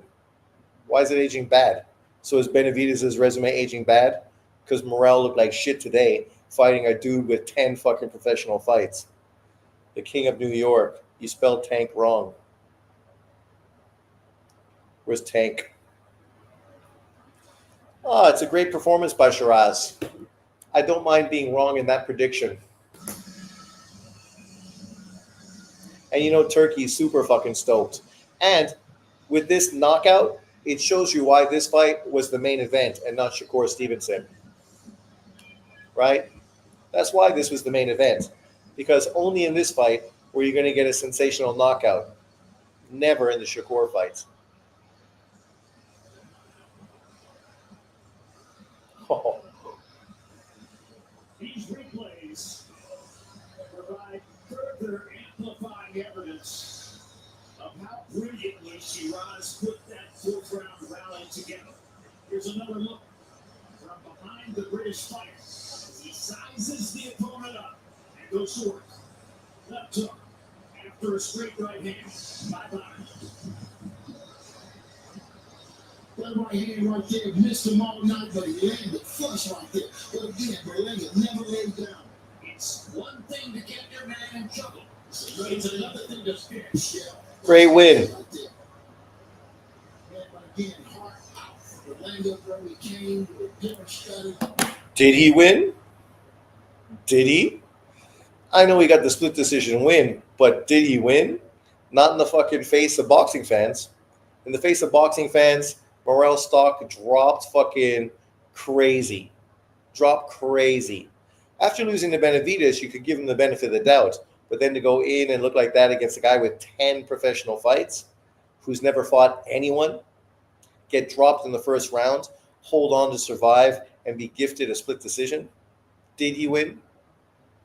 I mean, you're going to act like fucking Benavidez' resume is somehow great. Benavidez' best win is still Caleb Plant, the guy that Canelo beat for undisputed unification when he was undefeated. Benavidez fought him after he got knocked out by Canelo and couldn't knock him out. What's next for Burlanga? Who cares? No one cares. No one cares what's next for that guy. There's a lot of up-and-coming fighters that would love the chance to beat his ass. Look for Lester Martinez, Burlanga, right? We know Lester Martinez works with Bud Crawford, and we know that Bud Crawford and of course, Turkey are together. So you give Lester Martinez an opportunity to get a big-name opponent to help make his name in America, and you give Burlanga another payday because, why wouldn't you? Chavez Jr. got a Jake beating, and Burlanga got a Shiraz beating. Bad look for Canelo's resume. Oh, my God. These dudes are so fucking pathetic. So pathetic. Fight Jake Paul. Come on. I'd rather see Wilder fight Jake Paul. Thank you very much. Secondly, while we're here, I'd like to thank His Excellency Turkey. Listen, after my last performance before this, no promoter would have given me the opportunity. His Excellency gave me the opportunity to bounce right back. I spoke to him one day. He said, "I want a great performance from you." And I started to like, "Thank you, Excellency. I appreciate you." Turkey also has talked to you about fighting the biggest star in all boxing, Canelo Alvarez, next year. Canelo obviously has a super fight against Terence Crawford first. But win or lose, 2 more fights at least with Turkey Alvarez in the real season. How big would that be for you? Listen, Canelo's always been a boxing hero of mine, so even for my name to be mentioned in the same sentence as his, that's a great achievement myself. But listen, if I do get the opportunity to fight him, it won't be one of those where I try to make it on points. I will stand in the middle of it and have it out. Listen, and whoever lands first, that's what they're going to look up there. It was a great promotion, legal promotion. Everyone Burlanga talked a lot of trash. You took it, and now you're knocking out for the first time in his career. You went to business with Canelo, and we're going to take a look at the knockout right here. It was a tremendous shot, 2 knockdowns, and you finished him off in the following rounds. Tell us how it happened. Just a massive thank you to Andy Lee, who's on my head. Andy Lee. He put his faith and his trust in me. And even in the first few rounds, I was losing them. But we had a plan. I told him in his ear, I can hunt this guy down. I told him, and he believed me. And not many coaches do that, so Andy, thank you very much. Yeah, this was your first fight with Andy Lee, a hell puncher himself at 160 pounds. Andy, what did Hamza show you in his first training camp in Dublin? This, big hop, very strong kick, very strong kick in the hand, left hand. But I'm even scratching the surface. There's so much potential there for this guy. It's scary how far he can go. Listen, take notice. New style in world boxing. Hamza Shiraz. And I'd also like to say a massive thank you to Edgar Burlanga for giving me the opportunity to fight in the back home. Like I said, a massive thank you to the Mexicans, to the Puerto Ricans, to the Dominicans, to the Pakistani, and the great public at home who have been supporting me from day one. I appreciate you guys. Thank you. Yeah, Edgar Burlanga showed a lot of heart. I couldn't believe he got up there after that second knockdown. He went face first. Were you surprised he got up? Yeah, I was to be fair, but I knew he'd get up because he's done it before. But listen, I promise you, I swear to you, whoever was in the room with me today, there was no stopping me. After my last fight, the amount of abuse I got on social media, in person, I understand it's part of boxing, but it made me a hungry fighter. Yeah, that last fight against Carlos Adames, that was your first title shot at 160 pounds. It was a draw. Many felt you lost, and like you said, you received a lot of criticism. How good does this feel now to vindicate yourself? That's why I got on my knees and got the tears and I thank God, because I promise you, when I say there was nothing stopping me, there was nothing stopping me. My first fight here in New York, I appreciate all you guys. Thank you, New York. Hamza Shiraz, congratulations. All the ingredients to be a big star. Well done. Thank you very much. I appreciate it. Thank you. I'd also like to say, a massive thank you also to Frank Morell. Listen, he's a man who's believed in me since day one, and he's always been giving me the opportunity. So Frank, I appreciate you as well. Thank you, Hamza. Best of luck going forward. Well, I got this fight wrong, but I got the other ones correct. I knew Matias was going to win, Shakur, and of course, I had Morell winning. I didn't see the fight yet, but I can go back and watch it after. Waldo, your boy, got battered by multiple fighters. Shiraz was weight trained at 160 and had a bad hand. Plus, Adames was better than Burlanga. That's true. Canelo is a mid right now. We got to call it. You dudes are fucking clowns. Canelo's a fucking Hall of Famer, potentially the best Mexican fighter ever, and has the best resume in boxing to date. And he's the face of the sport. And he's going to be in the biggest fight of the year against Bud Crawford. I know you dudes fucking hate it, but sorry, that's all fucking true. Your narratives, why do you hate a fighter so much that you need to fucking cap consistently? Like, no one's even talking about Canelo except you guys. You guys can only fucking talk about Canelo constantly. Damon are so cringe. They are. Yes, Wilder ruined him. Canelo can't stop Burlanga, but 160 guy who lost to Carlos Adames can. Nah, he was just fighting a bunch of bums. Worst aging resume in boxing. Canelo can't stop Munguia, but a French bread maker can. Ignore him. He's cringe off the hook. Best resume in sport by a landslide. Best resume in boxing.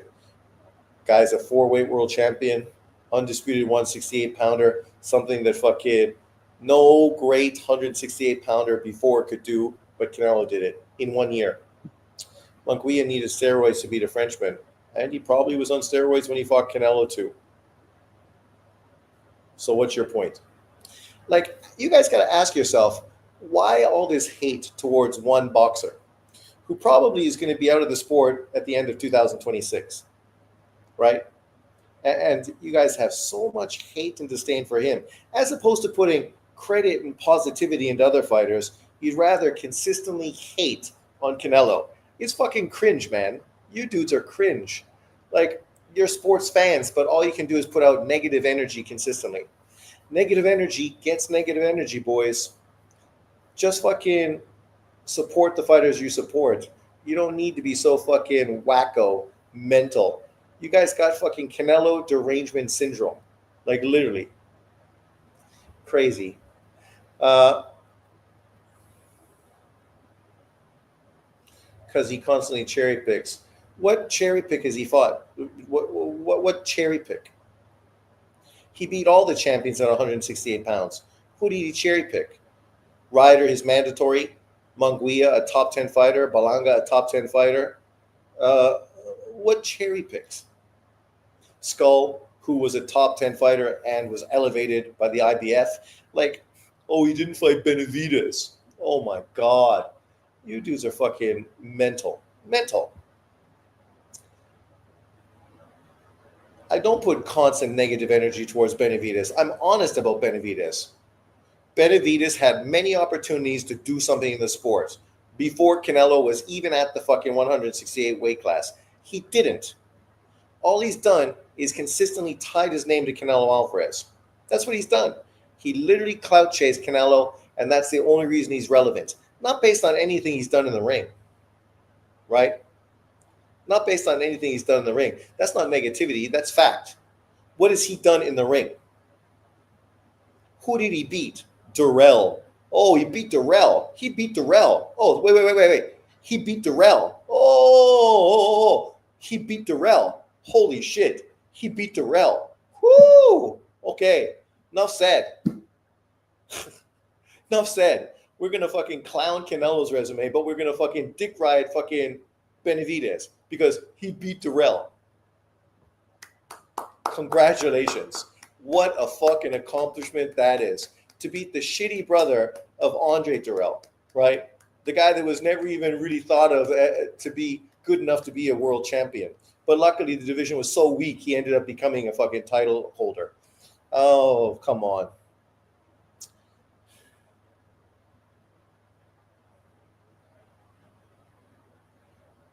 See, nobody listens to anything you got to say, Waldo, you fucking clown. Like, everybody ducked Golovkin at middleweight. Even Canelo ducked him. But you won't even say that because then you'd have to give Golovkin credit. Literally, fucking Golovkin got the WBC title because Canelo dropped it in the garbage can like Riddick Bowe did when he was fucking ducking Lennox Lewis. See, I can talk honestly about boxing. You guys can only push narratives. You talk about Benavidez, but doesn't acknowledge Canelo ducking him. Oh, Damon, you don't even like Benavidez. Stop. We know you're a racist. You only support black fighters. So please, you don't even fucking use Benavidez' name because it's just a bad look. Everybody knows fucking you don't like fucking Benavidez. Well, to be fair, Benavidez still had a lot to prove. Morell looked shaky from what I heard. Yeah, Waldo, there they are. Canelo and Bivol won't fight him. Won't fight who? Benavidez. The guy who walked away from a fucking $8 million fight with Smith to earn an opportunity for Undisputed against Bivol. Only to fucking come crawling back on his hands and knees now, mouth open, ready for Turkey's cock to slide right in to get fucking money to fight Anthony Yard. I mean, this is a guy that's never going to fight in Saudi Arabia. I'm never going to fight in Saudi Arabia. I'm a Vegas fighter. I'm never going to fight in Saudi Arabia. Well, okay. That worked out well for you. Fucking that team is so full of shit. They contradict themselves every time they open their mouths. But you dick ride Benavidez because we know you guys don't really like him. You're only fucking using him to hate on Canelo. Tough to win belts. Bivol will destroy Benavidez. Machado, yeah, bro, I'm sure. Plant, Morell, who Canelo ducked, Andrade, who Canelo ducked, Burlanga didn't want any smoke, and now we see why you can only fake it too much. Damon, nobody even knows what you're talking about. You're going to fucking act like, what, Plant and Morell, who Canelo ducked. He ducked Morell? Why would he fight fucking Morell? When was Morell ever his mandatory? Morell never even beat a top 10 opponent. And Plant, I'm pretty sure that Canelo is the guy that fought Plant for unification, something David Benavidez ducked, and the video's still on YouTube, so go check it out, because obviously you fucking don't know what you're talking about. Golovkin ducked Munguia and Andrade on Dead Zone. Oh my God, whatever. Benavidez is my favorite Mexican. Yes, exactly. Meaning you fucking don't like him. Bacon and eggs, well, he should have taken the fight. Now Bivol will be inactive the rest of the year. Crawford coming up 2 weight classes off of the mid-Madra. But yet when Crawford wins, you're going to use it as a way to fucking hate on Canelo. But you're making excuses just in case he gets beat. You guys are pretty pathetic, man. Like literally this video, this whole show today had nothing to do with Canelo. But once again, you guys need to bring Canelo into every fucking conversation. Like, he haunts your fucking dreams, man. Like, I wasn't even thinking of Canelo Alvarez. He wasn't even relevant in today's conversation. Trilogy is already done. Madrimov went on to beat Virgil, to get beat by Virgil. Once again,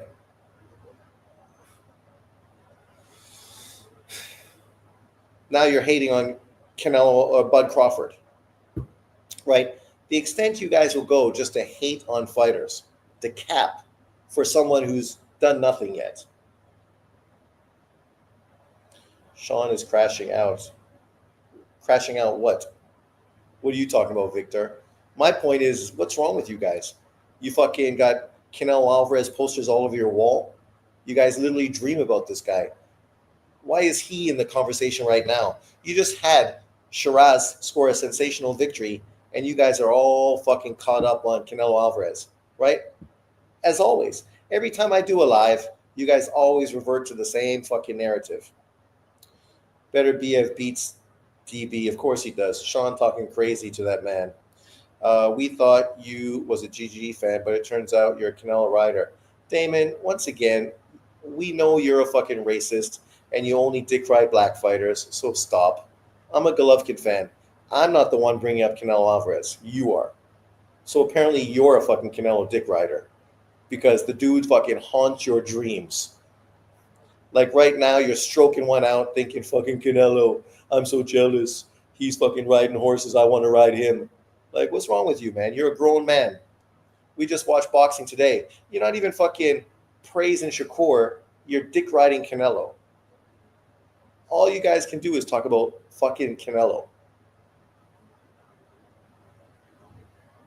I'm pretty sure my video today says Shakur versus Zepeda.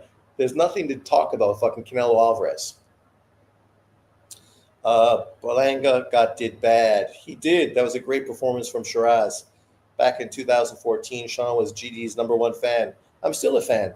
Golovkin was must-see entertainment. And the people that hate him, they just didn't want a fucking non-black fighter to be dominant. Just like how they hate Lomachenko, hate fucking Inui right now, hate Junto Nakatani, hate fucking Cooper Flag, hate fucking Caitlin Clark. These dudes just can't fucking accept a non-black athlete dominating a sport. For me, doesn't bother me. Domination is good. 7% of the population and some dominant fucking athletes in the world. Why are you the Canelo police and getting in your feelings? Damon, why are you fucking on my channel being a fucking complete asshole? You can just go fuck off to John's. I can block you at any time, right? Because I see your double talk. You hating on me on John's channel, only to come here and then dick ride me and fucking say nice things about me to my face. See, that's the problem with people like you. You're not good people. You're not respectable. You're fucking clowns. That's why nobody respects you, fucking any channel you go to. Hate is in their DNA. They expose themselves constantly. Change back into John Sean. He's a little less cringe. Number 1, Ray Robertson. Number 2, Hopkins. Number 3, Golovkin. Number 4, Hagler. Well, Dreams, you can't put Golovkin into that conversation because he's not black. So right there, you're being a racist because it's impossible to put Golovkin even into the conversation. You may not even have him top 5, but if you even talk about him being in the conversation, you're a racist, right? Because that's how bent out of shape many of these people are. When I talked about how B-Hop and Hagler, similar to Golovkin, got their biggest wins at the end of their career, right? With resumes that weren't that fucking impressive early on. I mean, B-Hop lost to every top fighter he faced early on in his career, Roy Jones. And then Hagler had multiple losses, draws against mediocre opponents early on in his career. Golovkin had no losses, no draws. B-Hop, best fighters were guys coming up from welterweight, jumping up 2 weight divisions. Hagler's best wins were against guys jumping up 2 weight divisions. Golovkin's best win was a guy jumping up from 154, 1 weight division in Canelo. I know he didn't get the win, but that draw, everybody knows it was a win, right? I mean, Hagler lost to Leonard, a guy coming out of 4 years of retirement, right? I mean, B-Hop got beat twice by fucking, what's his face? The middleweight up-and-coming kid that beat him 2 times, right? Dudes lose. But unfortunately, you cannot be a non-black fighter and get credit on this YouTube boxing community because guys are fucking too fucking racially fucking biased, especially guys named Damon. Damon talks about sensitivity when his entire existence is crying on the internet. GG did too much bum bashing to be on Mount Rushmore. Yeah, silly ass, but yeah, you could go and look at the bums fucking Hopkins and fucking Hagler fought. Real legitimate bum bashing. They fought some real fucking low level fucking dudes. But you won't point that out because you're dishonest and a liar. And anyone that follows boxing knows that. I have multiple wrenches in 10 boxing channels and all had more subs than you. Okay, let's talk boxing.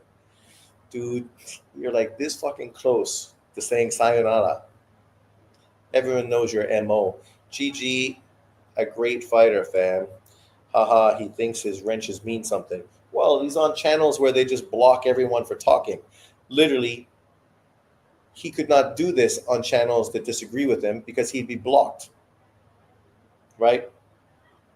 That's the difference between my channel.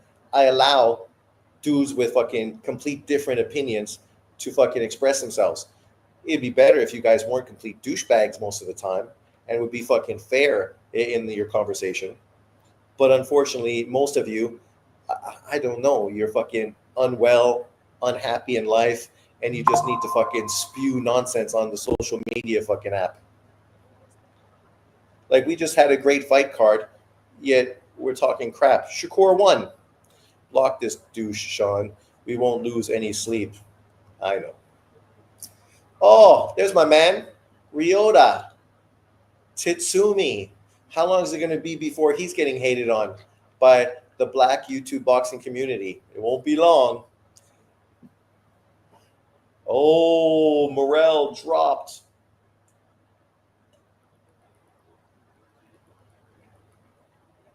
I got to go back and watch that Titsumi and Morell fight just to get a good perspective of how bad he really looked.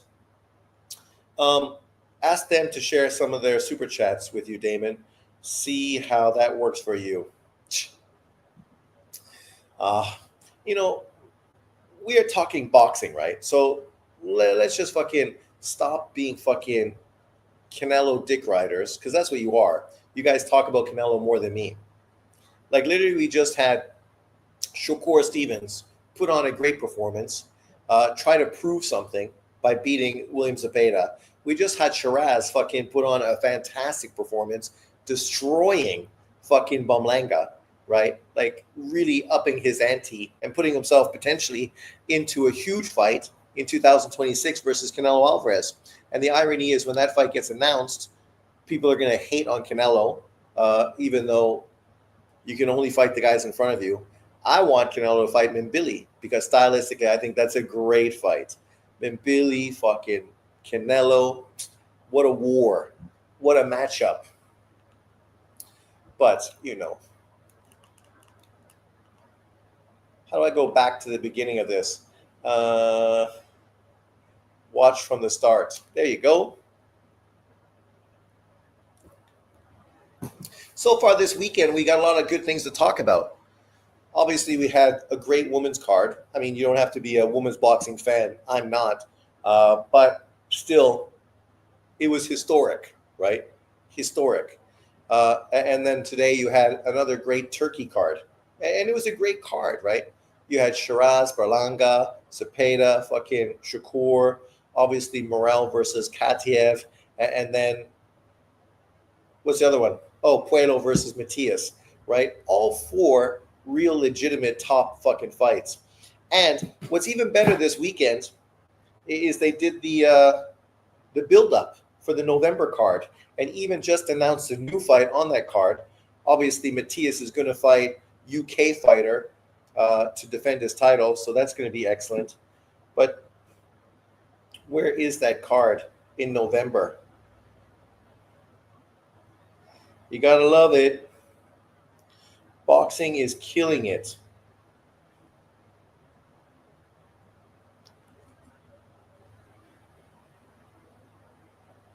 Where's my card? Where is it? Not that. Not that. Is this true? Did anyone hear this?